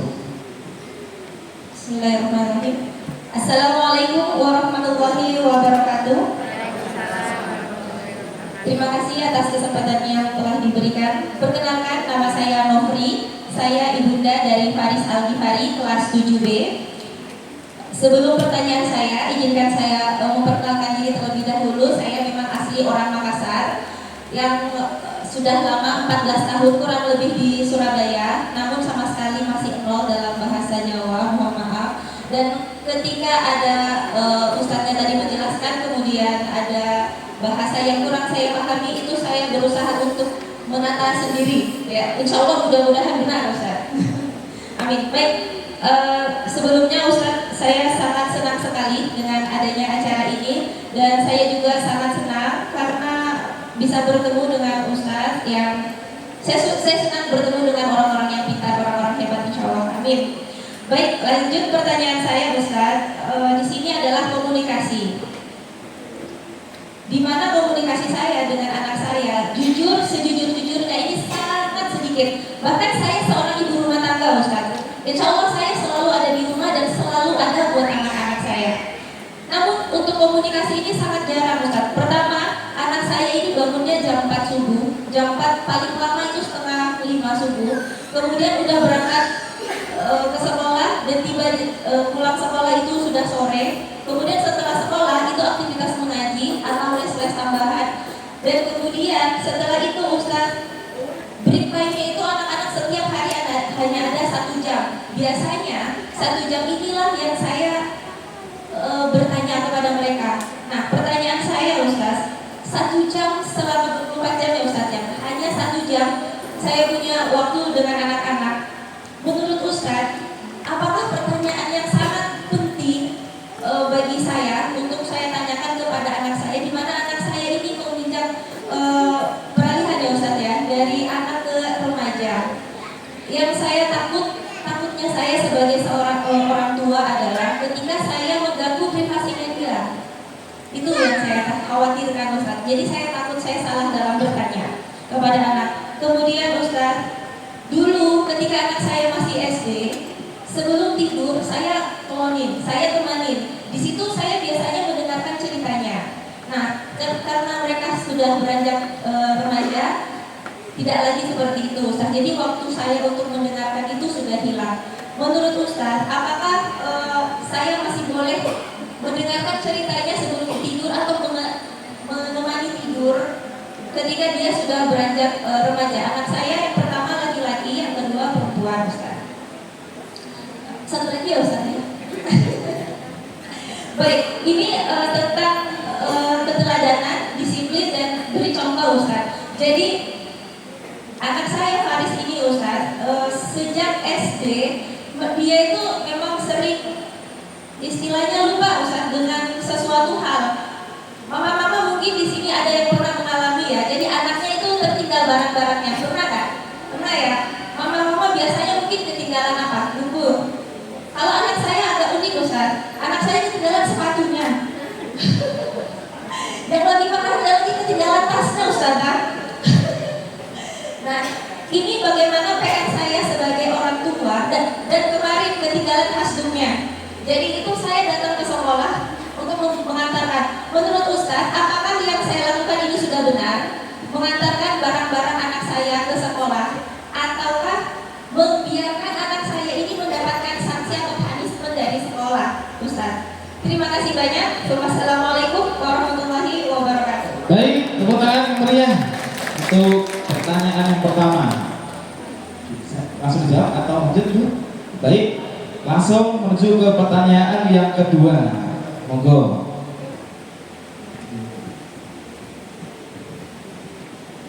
Assalamualaikum warahmatullahi wabarakatuh. Perkenalkan, saya Amel dari wali murid dari Gibran kelas 1A atau ICP. Di sini saya juga ingin bertanya Ustaz. Tadi mungkin menyimak dari ceramah dari Ustaz terkait dengan kadang anak itu di sekolah itu lebih nurut ya dibandingkan di rumah gitu, atau sebaliknya. Nah, kebetulan salah satu orang tua yang mengalami itu saya. Anak-anak saya itu kalau di sekolah itu tertib sekali. Mungkin saya menyimpulkan seperti itu. Ya, saya juga kurang tahu pelaksanaan sebenarnya seperti apa. Tapi Saya simpulkan kurang lebihnya begitu Ustaz. Daripada di rumah, kebetulan anak saya 3, ketika di rumah mungkin dia berkumpul dengan saudara-saudaranya, merasa enjoy dan aku bisa melakukan apapun dengan anak, dengan kakak adikku gitu loh. Jadi dia bebas gitu rasanya. Sehingga saya tuh ada perasaan seperti ini Ustaz ya. Saya kadang kepingin gitu loh, kayak guru, coba saya bersikap profesional dengan anak saya. Kalau saya melihat guru itu kan ada waktu tertentu dia harus mengajar anaknya, jam tertentu sampai jam berapa dia mengajar. Nah, saya pengen kayak gitu Ustaz. Tapi kembali lagi, seorang ibu itu kan mau tidak mau kan harus multitasking. Apapun itu menjadi urusannya, urusan rumah tangga, belum lagi persoalan lain-lain, belum lagi mengelola sesuatu. Ya, nah kita itu dituntut untuk profesionalitas di semua hal. Karena memang itu kebutuhan dan keperluan kita gitu loh. Kita tinggalkan 1-2. Kadang saya sangat pikir gini, nggak usah kerjakan 1-2 kayaknya, ditinggalkan aja. Tapi ibu nggak mau kan, ibu seperti masak kadang-kadang. Katanya anak itu harus makan sebaiknya ya, makan dari masakan ibunya. Nah, seperti kita itu kepingin sempurna gitu loh ya Ustaz. Tapi ya kembali lagi tadi, dari semua yang kita hadapi setiap hari, rutinitas itu, kita itu tidak luput dari rasa stres dan emosi yang bisa dibilang kurang stabil Ustaz. Sehingga ketika ada waktu mau bonding, mau dekat, mau tanya-tanya, ngobrol sama anak itu sedikit terganggu karena hal-hal lain itu tadi Ustaz. Nah, sehingga kepingin komunikasi enak, bertanya dengan perasaan hati tenang, dengan emosi yang stabil itu, nah itu Ustaz. Nah, pertanyaan saya bagaimana kiat-kiatnya bisa untuk kami seorang ibu untuk bisa mengendalikan atau mengkondisikan diri kami untuk bisa melakukan tugas kami, karena kita juga tahu anak-anak kita itu waktu terbatas di rumah karena aktivitas di luar, ngaji, sekolah, alas sekolah dan sebagainya itu kan sudah kita maksimalkan. Nah, bagaimana caranya untuk mengkondisikan diri supaya kita ketika bertemu dengan anak itu siap untuk anak gitu loh, dan memberikan sesuatu yang positif juga dan diperlukan kepada mereka. Nah, itu satu. Terus yang kedua Ustaz, terkait kemandirian dari topik parenting ini, kadang-kala ketika kita harus menumbuhkan kemandirian, kita kan perlu konsistensi ya Ustaz dari orang tua. Kita pun juga harus jadi teladan. Bagaimana ketika kita melaksanakan konsep kemandirian ini tadi, sehingga rasa sabar kami itu harus kita kurangi. Terus saya merasa seperti rasa sayang atau kasih sayang itu tidak bisa sepenuhnya, karena misalkan kita memberikan tugas kepada anak, mau nggak mau kita harus tega, ya lakukan, kan begitu, untuk melatih kemandiriannya. Nah, apakah itu bagaimana ya Ustaz untuk menyeimbangkan dan menggunakan perasaan kita untuk melatih kemandirian ini supaya kita tidak merasa bersalah bahwa kita tega kepada anak dan tetap sayang. Kurang lebihnya mungkin dari saya itu saja Ustaz. Sebelumnya terima kasih banyak. Saya akhiri, wabillahi taufiq wal hidayah. Wassalamualaikum warahmatullahi wabarakatuh. Waalaikumsalam warahmatullahi wabarakatuh. Baik, tepuk tangan yang meriah untuk pertanyaan yang kedua. Selanjutnya Bunda dari SD sampai SD Munggo. Assalamualaikum warahmatullahi wabarakatuh. Perkenalkan, nama saya Risma, anak dari Ratu Alina 1B. Pertanyaan saya tentang LGBT tadi Pak Ustadz, karena sudah terputus ya.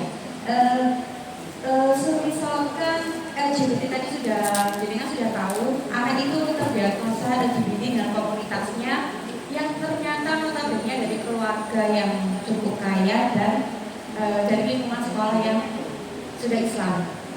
Terus misalkan sudah didekati dengan sekolah dengan para gurunya dan sudah dengan dekati, terus maka apa yang harus dilakukan? Setelah itu untuk setelah sekolah sudah tahu, penyampaian ke orang tuanya, otomatis orang tua itu kan pasti belum 100% menerimanya, karena harus orang tua lakukan ketika benar-benar dapat info bahwa anaknya menyimpang seperti itu. Terus untuk mengantisipasi penyimpangan itu sejak dini, selain komunikasi, selain pendidikan agama yang kuat, selain pendekatan orang tua, itu apa saja? Karena saya punya beberapa teman yang LGBT dari pihak perempuan maupun laki-laki, itu rata-rata mereka keluarga harmonis. Saya ada teman lesbi, dia 4 saudara perempuan semua, dia paling cantik, tidak ada KDRT di keluarganya, orang tuanya juga, bapak ibunya juga orang yang sangat baik, kakak beradiknya juga sangat baik, mereka juga beragama santun. Betul memang kesalahannya ketika salah pergaulan di SMP. Itu bagaimana? Maksudnya setelah ada sinyal, orang tua pasti tahu mereka. Karena sampai sekarang di usia 34 ini dia masih seperti itu. Itu gimana? Maksudnya untuk orang tua yang sudah tahu kalau anaknya seperti itu harus apa? Karena kan sudah tidak dengan sekolahan, itu harus seperti apa? Padahal backgroundnya dia keluarga yang sempurna, bukan keluarga yang kurang komunikasi, bukan keluarga yang KDRT. Terima kasih. Wassalamualaikum warahmatullahi wabarakatuh. Luar biasa, sudah ada 3 pertanyaan ya, yang mana 5 menit cukup ya, 10 menit ya berjawab. Baik, kita persilakan kepada pemateri kita Ustadz Muhammad Marzuki Imron untuk bisa menjawab pertanyaan dari pertanyaan pertama sampai pertanyaan kedua. Terima kasih.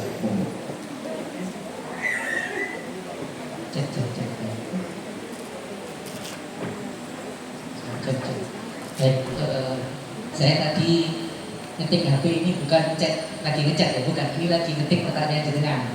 Karena bayangan saya kan ada 3 pertanyaan, ini jenengan ini ada 7 pertanyaan, ya. Bukan 3 ya, 1 orang telur tadi. Ya oke, jadi baik, kita bahas dulu yang pertama dari Bunda Faris tadi, katanya Faris yang lagi. Baik, dari Bunda Faris yang pertama, karena jenengan butuh komunikasi dengan anak dan cuman ada waktu 1 jam, sehingga jenengan bertanya, Pak Ustadz, pertanyaan apa yang harus saya berikan kepada anak saya supaya pertanyaan itu berkesan atau masuk ke dalam hatinya, dia ingat seumur hidupnya. Nggak usah tanya Bu. Loh kok gitu Ustadz? Nggak usah tanya. Loh kok gitu Ustadz? Terus apa?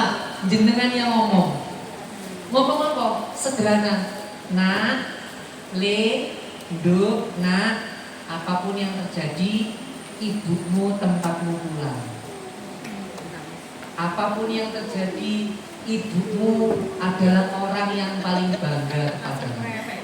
Itu yang saya ucapkan ke putri saya. Dari dia kecil, saya ngomong, Duk, kamu adalah hasil terbaiknya ayah, kebanggaan ayah nomor 1. Kamu mau ranking atau tidak ranking, ayah tidak peduli. Ayah lebih peduli kalau kamu pulang, yang kamu ingat cuma ayah dan bunda. Itu tuh yang saya ucapkan. Tujuannya apa? Supaya dia tahu seperti yang beliau sampaikan. Kenapa tadi beliau bilang, Ustadz, anak saya kalau di sekolah disiplin, kalau di rumah pakai 2 bloknya pol. Ada baiknya, ada buruknya, ada positifnya, ada negatifnya. Apa positifnya Ustadz? Berarti rumah jenengan itu memang tempat pulang, tempat paling nyaman. Jangan sampai rumah jenengan bukan tempat pulang. Ustadz, apa artinya rumah bukan tempat pulang? Dia ada di rumah tapi pikirannya keluar. Kenapa? Karena kalau dia di rumah diseneni tong. Karena kalau dia di rumah dihukumi terus. Kenapa kamu pulang jam sekian? Yon saya bertanya sama menghukum itu beda loh Bu.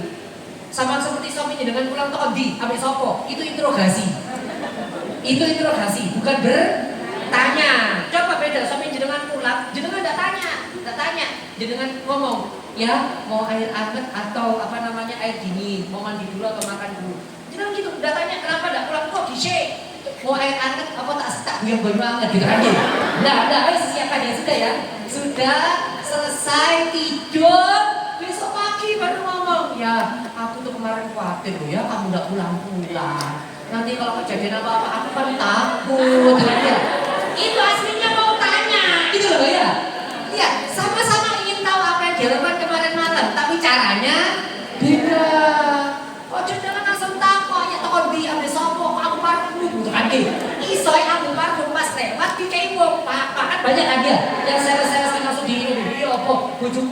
3 padahal nyun sewu wujud jenengan tidak macam-macam. Maka balik lagi Pak Ustadz bertanya apa yang harus saya berikan ke anak kita, tidak usah bertanya dulu, ucapkan kalimat yang itu dia akan ingat seumur hidupnya. Nah kalau saya, apapun yang kamu lakukan, ayahmu adalah orang yang siap menerimamu apa adanya. Kamu adalah kebanggaan ayah nomor 1. Kemarin ketika saya sudah tahu ayah puncak pulang sakit, habis 5 hari nggak pulang itu, ayo ya kita ke Terawas, kita jalan-jalan.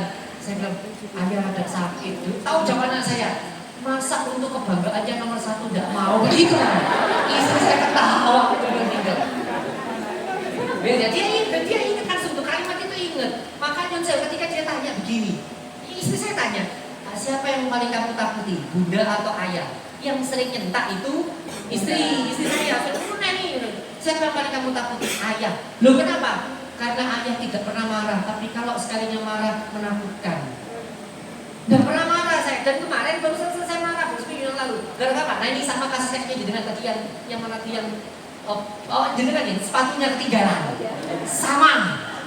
Anak saya tas ketinggalan, rokok ketinggalan itu kan banyak sampai saya antarkan bolak-balik. Sampai ini kan kelas 3 dia bilang, saya tunjukkan, saya nggak pakai marah-marah, bukan nyetak gitu. Ayo, duduk. Ayo saya tanya, saya ajak dia berpikir, minggu depan mau ketinggalan apa lagi? Iya, ada perintah, cuma dia tanya. Dia sudah paham, ayah kalau sudah bilang gitu agak ngeri, terus kan untuk dia, minggu depan mau ketinggalan apa lagi?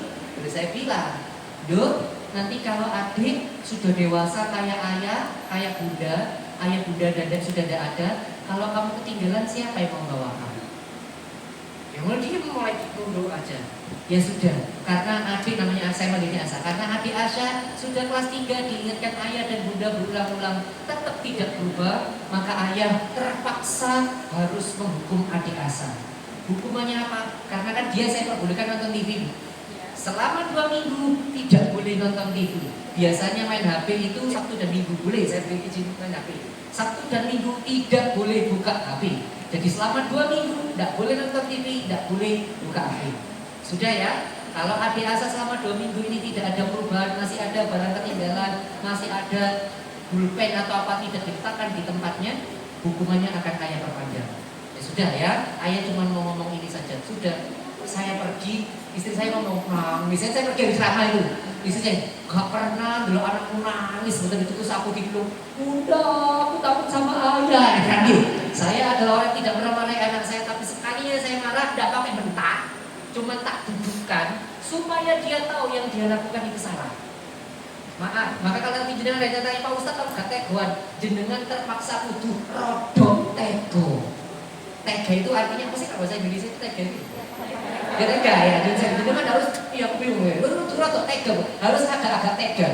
Artinya balik lagi Pak Ustadz setelah jenengan tadi ngomong, Pak Ustadz bentuk pertanyaan apa? Tidak usah bertanya, jenengan ucapkan saja kalimat-kalimat yang dia senangi.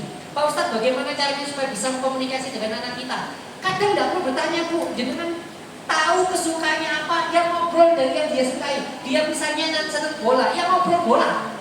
Dia senangnya game Mobile Legends, yang ngobrol Mobile Legends. Saya itu tidak ngerti tentang mane-mane Bu, tapi ketika dia ngomong mane-mane tak tanya, Duh, ini apa? Kok mane-manenya harus berbentuk seperti ini? Padahal ayahnya itu gak ngurus. Asli gak ngurus saya itu. Kenapa mane-mane warnanya gak ngurus asli? Tapi tujuannya supaya bisa ngobrol. Kalau dalam psikologi namanya bisa bonding. Ingat deh, dalam ilmu komunikasi, dalam ilmu psikologi komunikasi, ngobrol dengan anak itu terbagi menjadi 3 fase. Yang pertama 0 sampai 7 tahun itu pakai bahasa cerita. Jenengan udah bisa pakai bahasa perintah. Begini, oh udah bisa. 0 sampai 7 tahun bahasa cerita. Contoh, anak saya itu nyun saya misalnya tiap minumnya es teh terus. Istri saya ngomongnya, Dok, dia cerita, anaknya tetangga, wih kemarin minum es teh, paginya es teh, siangnya es teh, malamnya es teh. Ya Allah, Dok, di rumah sakitnya bunda yang meriksa, Dok, ya Allah, kena diabetes, harus pakai infus. Dan ini bukan bohong ya, ini beneran Bu. Saya naik mobil, yang saya ngegrek saat itu, pada saat ngegrek sopirnya cerita, Ustaz, saya pernah mengantar ada anak usia 7 tahun yang saya kena kolesterol 450. Pitung tahun, 7 tahun. Anak-anak jauh sekarang itu mangannya aneh-aneh sekali. Minum saya begini, makanya istri saya pakai cerita. Do begini. Anak saya itu pernah, dengan kalau tahu si Dorjo namanya Lipomol ya. Anak saya itu pernah, mungkin karena dia gondok sama ibunya, nyebrang itu lari sendiri, ada mobil atau untuk selamat. Istri saya marah-marah, saya ngomong, ya, saya bilang, ya, tidak begini cara anak saya bilang, yang tidak begini, pakai cerita, supaya dia mau mendengarkan. Hanya cerita, do, ayah itu bauti tembok itu neneknya dia, ibu saya. Bauti tembok itu dulu pernah nyebrang malam-malam, do, ditabrak motor, akhirnya kakinya patah, do, sampai bauti tembok ketemu sama kamu, baca masih hidup, lihat kakinya bauti tembok itu. Jalannya yang saya udah agak pengkor. Kenapa? Karena ditabrak. Kenapa? Karena nyebrangnya tidak hati-hati. Makanya bro, kalau kamu nyebrang itu hati-hati, jangan langsung lari, masuk bu. Daripada dimarahin masuk. Kenapa? Karena anak 0 sampai 7 tahun itu bahasa jadi cerita. Makanya saya bapak-bapak, jenengan itu kalau anak jenengan masih 0 sampai 7 tahun, jenengan harus menjadi pendongeng yang hebat. Pak Ustadz dongeng ini Pak Ustadz dongeng ini gak cuma ngomong, sa ekspresi nih. Kok saya cerita, duh, ayah lihat macan, ayah lihat harimau, karena wajah, lihat, duh, ayah lihat ada harimau. Apa dong? Iya, naik motor.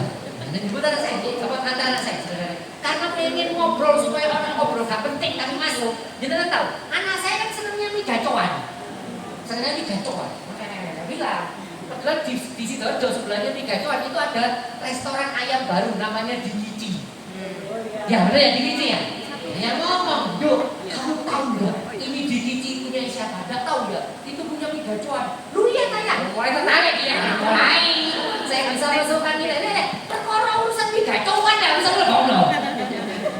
Ini namanya storytelling. Aku bisa cerita. Iya Dok, kenapa Pak dia? Kenapa kok orang ini sampai bikin pabrik ayam atau restoran ayam? Karena kata yang punya, dan saya sudah sampai dikel ya.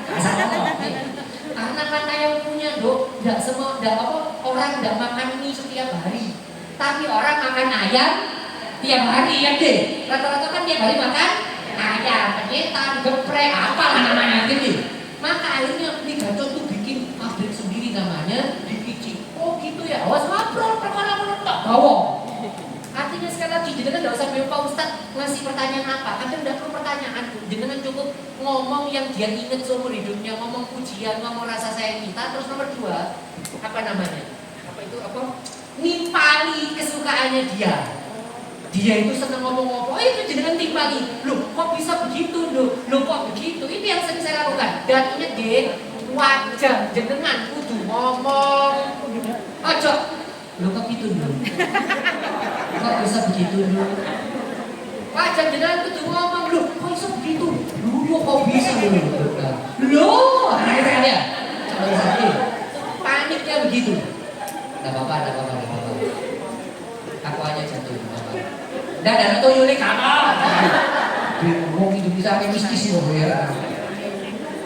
Ya, jadi itu ya, tidak perlu bertanya. Kadang ya dengan mengungkapkan kalimat yang membuat dia ingat seumur hidupnya. Kenapa saya pakai kalimat ayah bangga kepadamu, supaya kalau dia di sekolah ataupun nanti ketika dia dewasa dia ingat, jangan sampai aku melakukan sesuatu yang bikin ayahku kehilangan kebanggaannya. Nah saya pakai kalimat sama seperti ayah saya tadi ngomong, le, awakmu ku tak gendong le, tapi nakmu gak cekelan, kamu lugur. Kalimat itu masuk dalam pikiran saya. Artinya ketika saya sampai dewasa, sampai saya kuliah, saya bilang jangan sampai saya melakukan perbuatan yang buat ayah saya malu. Karena kalimat bapak saya tadi, Nyok saya ini kalau agak rasis kalimatnya, saya minta maaf, ini kalimatnya agak rasis, tapi kalimat ini yang merubah hidup saya. Bapak bilang nih, le, kita itu orang Madura le, kita orang Madura. Orang Madura itu gak lapo-lapo le, sudah stigmanya negatif. Ingat di zaman itu belum ada gegeran parkir, nggak ada. Kan Meksiko Utara kan penguasa parkir nggak bayar ya. Aku Maduro asli. Ternyata bibir gue ya, ternyata bibir gitu. Zaman itu Madura belum, nyun saya stigmanya tidak senegatif sekarang. Nyun saya dulu sampai gagal nikah sebelum sama istri saya ini. Nyun saya mau menikah seorang wanita ditolak karena saya Madura. Serius, loh. Sampai Madura terus gak sido begitu. Karena saya Madura, saya ingat kalimat bapak saya begini. Kamu tuh Madura nih. Kita warga kita Madura. Kamu jadi orang biasa saja, tetap stigmanya negatif. Maka ingat baik-baik. Jadilah orang yang punya sopan santun. Karena stigma Madura itu nempel pada dirimu. Itu kental sama saya. Maka itu sebabnya saya kalau ngomong sama orang, dialog sama seorang, telepon sama orang, saya usahakan orang itu lebih muda, lebih tua daripada saya tetap berusaha sopan santun. Kenapa? Karena ini kalimatnya bapak saya itu nancep. Ini wong Madura, persepsinya susah negatif. Apa maksud saya ini? Nah, kalimat-kalimat seperti itu yang nancep seumur hidupnya. Paham ya? Jadi tidak perlu tanya aneh-aneh, kalimat-kalimat yang menyenangkan hatinya, membanggakan dirinya supaya dia sampai dewasa terlihat. Terus nomor 2, nimpali kesenangan dia. Karena kalau jenengan nimpali kesenangan dia akan bilang, ternyata ibuku, ayahku sefrekuensi denganku. Paham ya? Putra jenengan cerita BTS rumohno. Ibu kok tahu yang namanya Jungkook itu yang mana? Nah itu ngomong. Sini di sini Jungkook. Wajah podo kabeh kan gitu kan. Tuh ya Korea sama semua. Oke, enggak tahu ya. Mana yang Jennie, Blackpink, mana yang Lisa, mana yang Rose kan loh. Terus ada yang itu nada sonder gitu. Terus ada yang paham ya? Jadi tidak perlu bertanya, cukup itu tadi. Terus juga Pak Ustaz, apakah perlu untuk menemani tidur? Kadang sekarang sudah tidak perlu, karena anak-anak zaman sekarang itu malah malu ditemani orang tuanya tidur. Minimal jenengan menghadirkan tempat tidur yang nyaman, bukan kasurnya yang nyaman, bukan. Tapi pada saat dia masuk kamar tidur dalam keadaan hati yang enak, nggak dihakimi, nggak disalah. Dia boleh salah, dia ngomong, yang kamu lakukan itu salah loh, jangan diulang ya, minggu besok jangan diulang. Sudah gitu aja. Ingat hukumlah kesalahan sesuai dengan tingkat kesalahannya. Contoh, kalau yang kesalahan dia itu menjatuhkan piring, jangan memberikan hukuman seperti dia mencuri. Kesalahannya itu cuma menjatuhkan piring, tapi jangan sampai hukumannya seperti seorang mencuri. Gak boleh ini, jangan berlebihan. Dihukum itu penting. Saya termasuk setuju parenting ala VOC. Setuju. Perlu anak itu disentak, perlu. Jangan pakai konsep, jangan pakai kayaknya nih kita beli. Astagfirullah, tidak apa-apa. Gitu kan? Tidak. Percaya dia, tidak percaya ya. Parenting ala nih kita beli tidak percaya. Dia bisa seperti itu karena suaminya diglubel, gitu kan? Ya, dia seperti itu ya. Dia tidak merasakan bunyi token ting. Iya kan ya? Kalian saya suami jenengan kan gajinya 8, sebuah kan ya? Iya kan ya 8, tambah 8,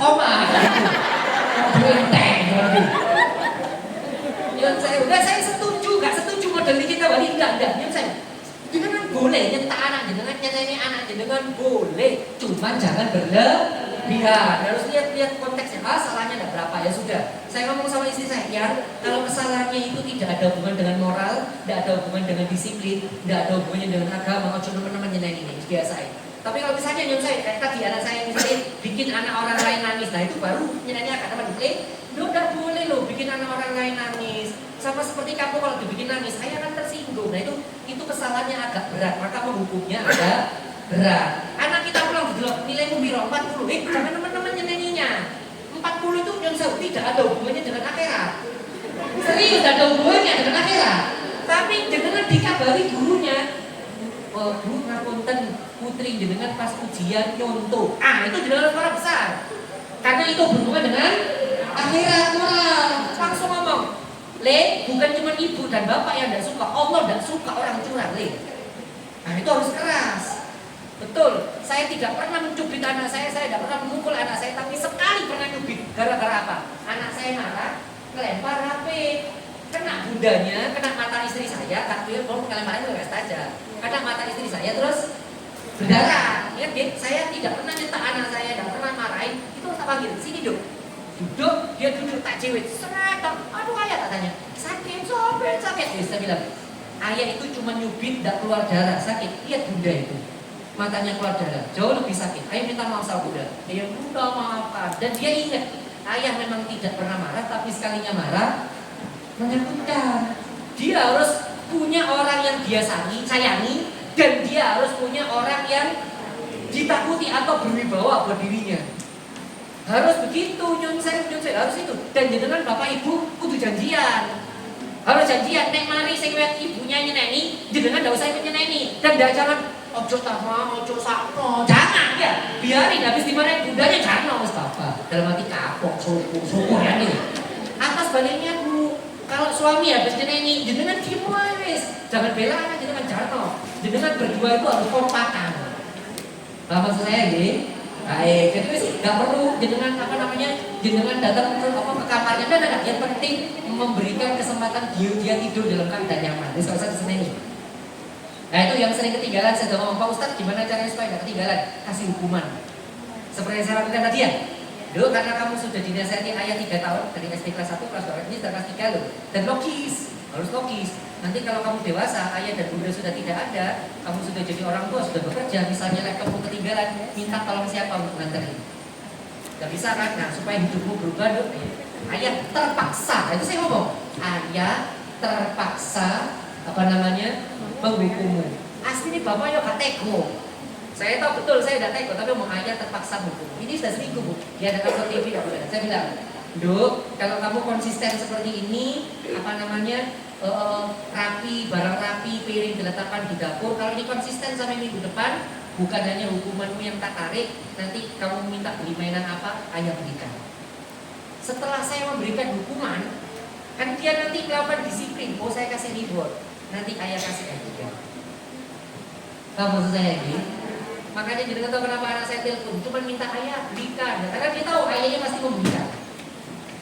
Saya takut saya dilempar kan saya tidur tintel ini ngomong terus besar lagi. Baik, sekarang ini Ustadz kan tadi bilang orang tua itu ngomong sama anaknya dalam rangka berkomunikasi, tapi bagaimana Ustadz kalau orang tuanya stres, bingung, memang namanya orang tua lagi, akeh pikiran stres, terus bagaimana ngomong sama anak supaya stres kita itu tidak nular ke anak, padahal kita itu emosinya harus dibersihkan. Saya itu kadang kalau saking capeknya, bayangkan bagi jenengan yang tahu Sidoarjo itu punya perempatan legend namanya perempatan Gedangan. Jadi legend itu sangat legend. Jenengan kalau lewat perempatan Gedangan, saya pastikan jenengan zikir di sana. Maksud saya miso kalau di sana. Gak macetnya di situ. Bayangkan saya setiap hari melewati jalur itu, terus harus ngandani anakku, padahal emosi saya sedang tidak baik. Jenengan tahu apa yang saya lakukan? Sebelum pulang, saya 10 menit berhenti di Indomaret. 10 menit berhenti di Indomaret, berhenti di Alfamart atau berhenti di masjid. Ngapain? Betul, buang emosi negatif supaya tidak dibawa ke rumah. Kadang berhenti di Indomaret, saya berhenti di Indomaret tapi penem tok. Kapunten nggih Pak nggih nyuwun sewu. Kalau misalnya jenengan perokok monggo, misalnya jenengan merokok monggo, jenengan berhenti di warung merokok monggo. Saya tidak bicara fikihnya rokok, enggak. Saya sedang bicara kalau itu pelepasan stres jenengan monggo. Kenapa? Karena risetnya perempuan lebih cepat melepaskan stres dan laki-laki lebih lama melepaskan stres. Jenengan kalau stres gampang Bu, buka Shopee delok cek otak seneng.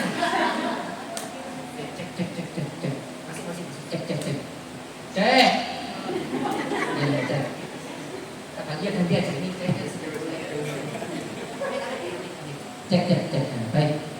Ini ibu-ibu jenengan stres ini kan gampang toh, buka Shopee terus check out. Padahal kalau belanja lebih seneng jenengan. Jadi apa nggih? Cuma di check out tak belum dibayar aja. Wis seneng jenengan kalau ono keranjang kan akeh ya. Ustaz siapa tahu keranjang bojoku akeh ora delok apa iki. Saya agak khawatir karena istri saya hafal pinate air saya. Tinggal pindah ke Shopee soalnya itu begini. Tahu saya, Yun Sewu. Itu jenengan stres langsung bisa hilang. Jangan kan begitu, begini. Jenengan ibu-ibu Yun Sewu jenengan stres terus nang grup WA, jeng aku pengen cerita, hilang stresnya jenengan. Perempuan itu melepaskan stresnya, oksitosinnya lebih cepat daripada laki-laki. Oksitosin itu hormon untuk melepaskan stres, mengurangi stres. Itu perempuan lebih cepat. Sebaliknya laki-laki lebih lama, makanya Yun Sewu mau lanang gampang heng. Diajak ngomong gak nyambung. Lihat suami jenengan pulang ya. Dijawab gak nyambung, kenapa? Iku sing stres urusan kerjaan. Nggih, terus jenengan nyentai bojone jenengan. Dijawab ngomong gak nyambung, ancene lagi konslet. Jangan dimarahi. Maka nyun sewu Pak, nyun sewu jenengan kalau pulang Pak 10 menit atau 15 menit deh, mandek nang warkop, mandek nang Indomaret atau masjid monggo mandek nek 10 menit 15 menit tapi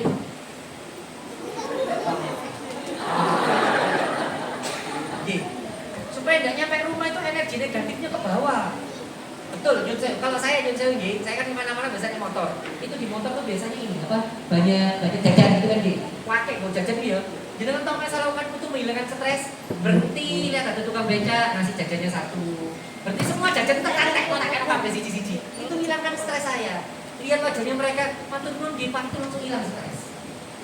Ya karena supaya jenengan ketika pulang itu stresnya jenengan gak digawe nang keluarga.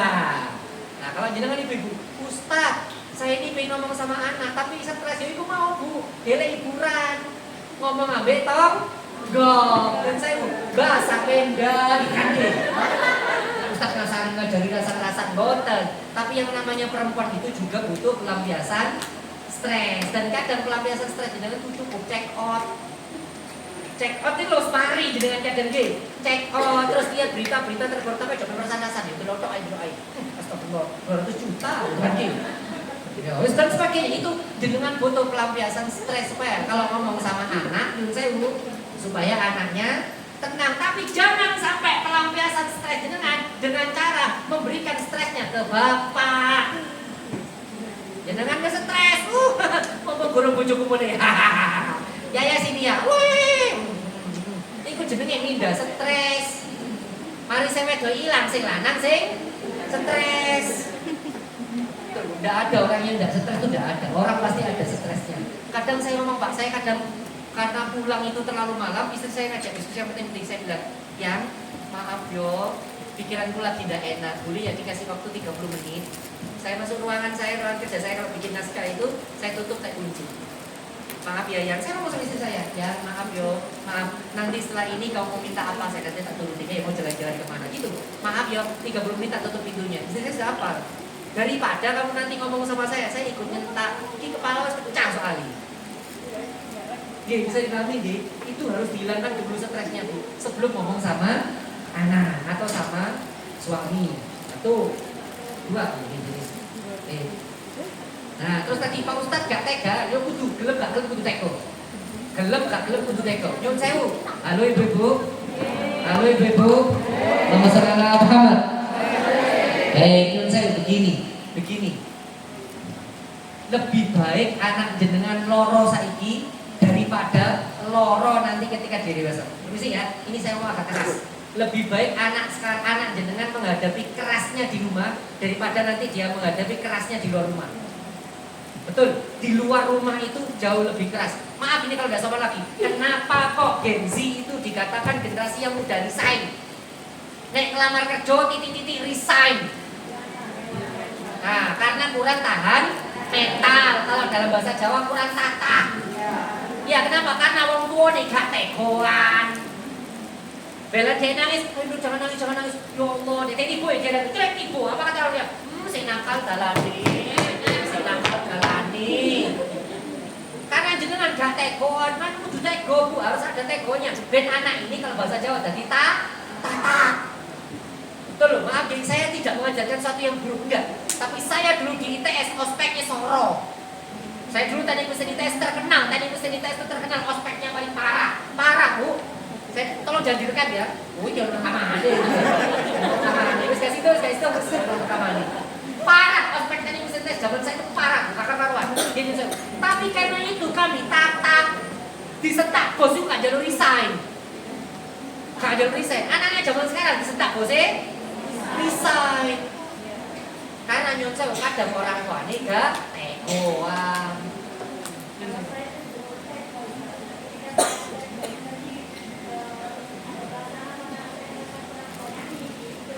Selama jenengan dari awal sudah ngomong seperti Bioli, kamu itu kebanggaan ayah. Harus masuk itu dulu.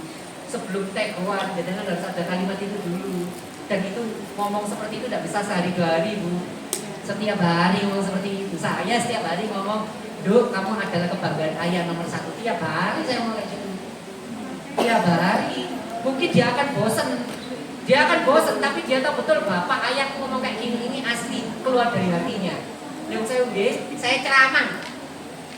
Pernah anak saya ajak ceramah. Terus saya ngomong, Pak, saya ini pernah dipuji pondok pesantren ini, puji ya Allah, Ustadz ini ya masih muda, tapi kalau kita kerja menjelaskan Quran dan hadis kok enak sekali. Padahal kata penulis pondoknya, padahal saya itu lebih hafal Quran dan hadis daripada Ustadz ini. Tapi Ustadz ini kalau mengajarkan hadis enak gitu, orang jadi paham. Saya bilang saya itu dipuji para kiai, para habib sudah banyak. Saya bilang ini ada anak saya dia ada. Tapi saya beritahu Pak, pujian yang paling besar itu bukan dari orang. Pujian paling besar itu ketika saya pulang, terus anak saya ngomong, ayah dari mana saja, aku kangen sama ayah. Itu pujian paling merdu di telinga saya. Itu saya ngomong di depan jamaah Areono. Dan dia ngerti, bapakku bukan fake dad. Gak cuma ngomong nanggone, enggak nangarpe jamaah yang lain. Saya beritahu, aku bangga duwe anak awakmu. Maka ketika saya menghukum dia ngerti, aku salah, makanya aku dihukum. Tapi dia tetap tahu, oh ayahku tetap sayang padaku. Makanya tadi saya bilang, nanti kalau sudah kamu 2 minggu ini selesai, disiplinmu konsisten, ayah kasih hadiah. Kamu minta mainan yang ada di Shopee itu, nanti ayah belikan. Wah, senang dia. Oke, habis ini apa akan lebih disiplin lagi? Paham, Jadi sebelum tegaan harus ada kalimat itu tadi. Saya sampai lupa, ya mau terlalu banyak tapi sampai lupa waktu jadi ngapunten sampai lali ya, saya belum sholat ya. Ya Allah, jangan lupa ya, stop berarti. Saya juga waktunya harus segera pulang ya. Iya, Bu, Pak Bos Polri sudah WA, Bu. Ya, ini terakhir Pak Ustadz kalau sudah terlanjur kena kasus LGBT bagaimana Pak Ustadz? Begini, jangan tahu kalau orang kena AIDS itu kan tidak bisa sembuh ya. Kalaupun tidak bisa sembuh, artinya masih bisa dikurangi efeknya dengan diobati seumur hidup. Paham ya? Maaf kalau bahasa sobat. Sama, karena LGBT masih bisa sembuh, tapi lama. Artinya, jenengan tidak pernah bisa punya mindset anakku kudu rasa iki, kayak sok.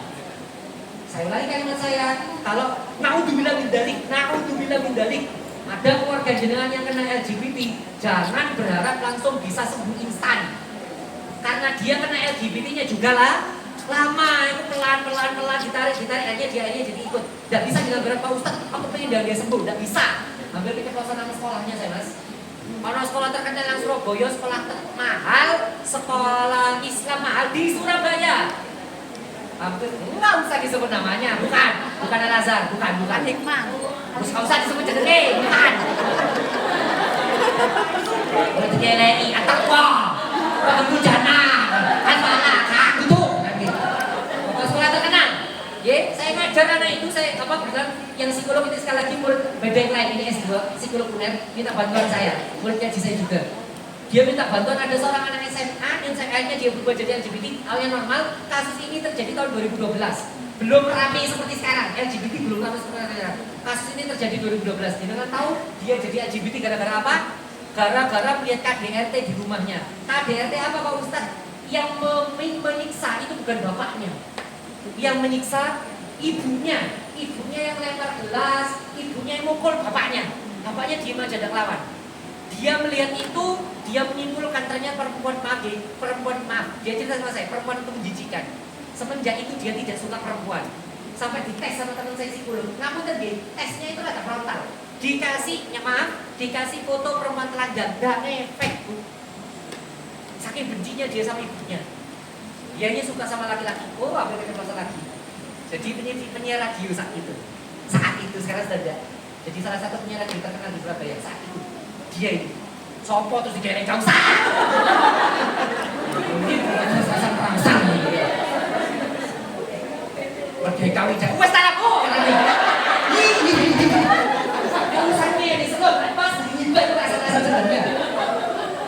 Jangan. Begini, tidak bisa langsung sembuh Bu. Tidak bisa langsung sembuh.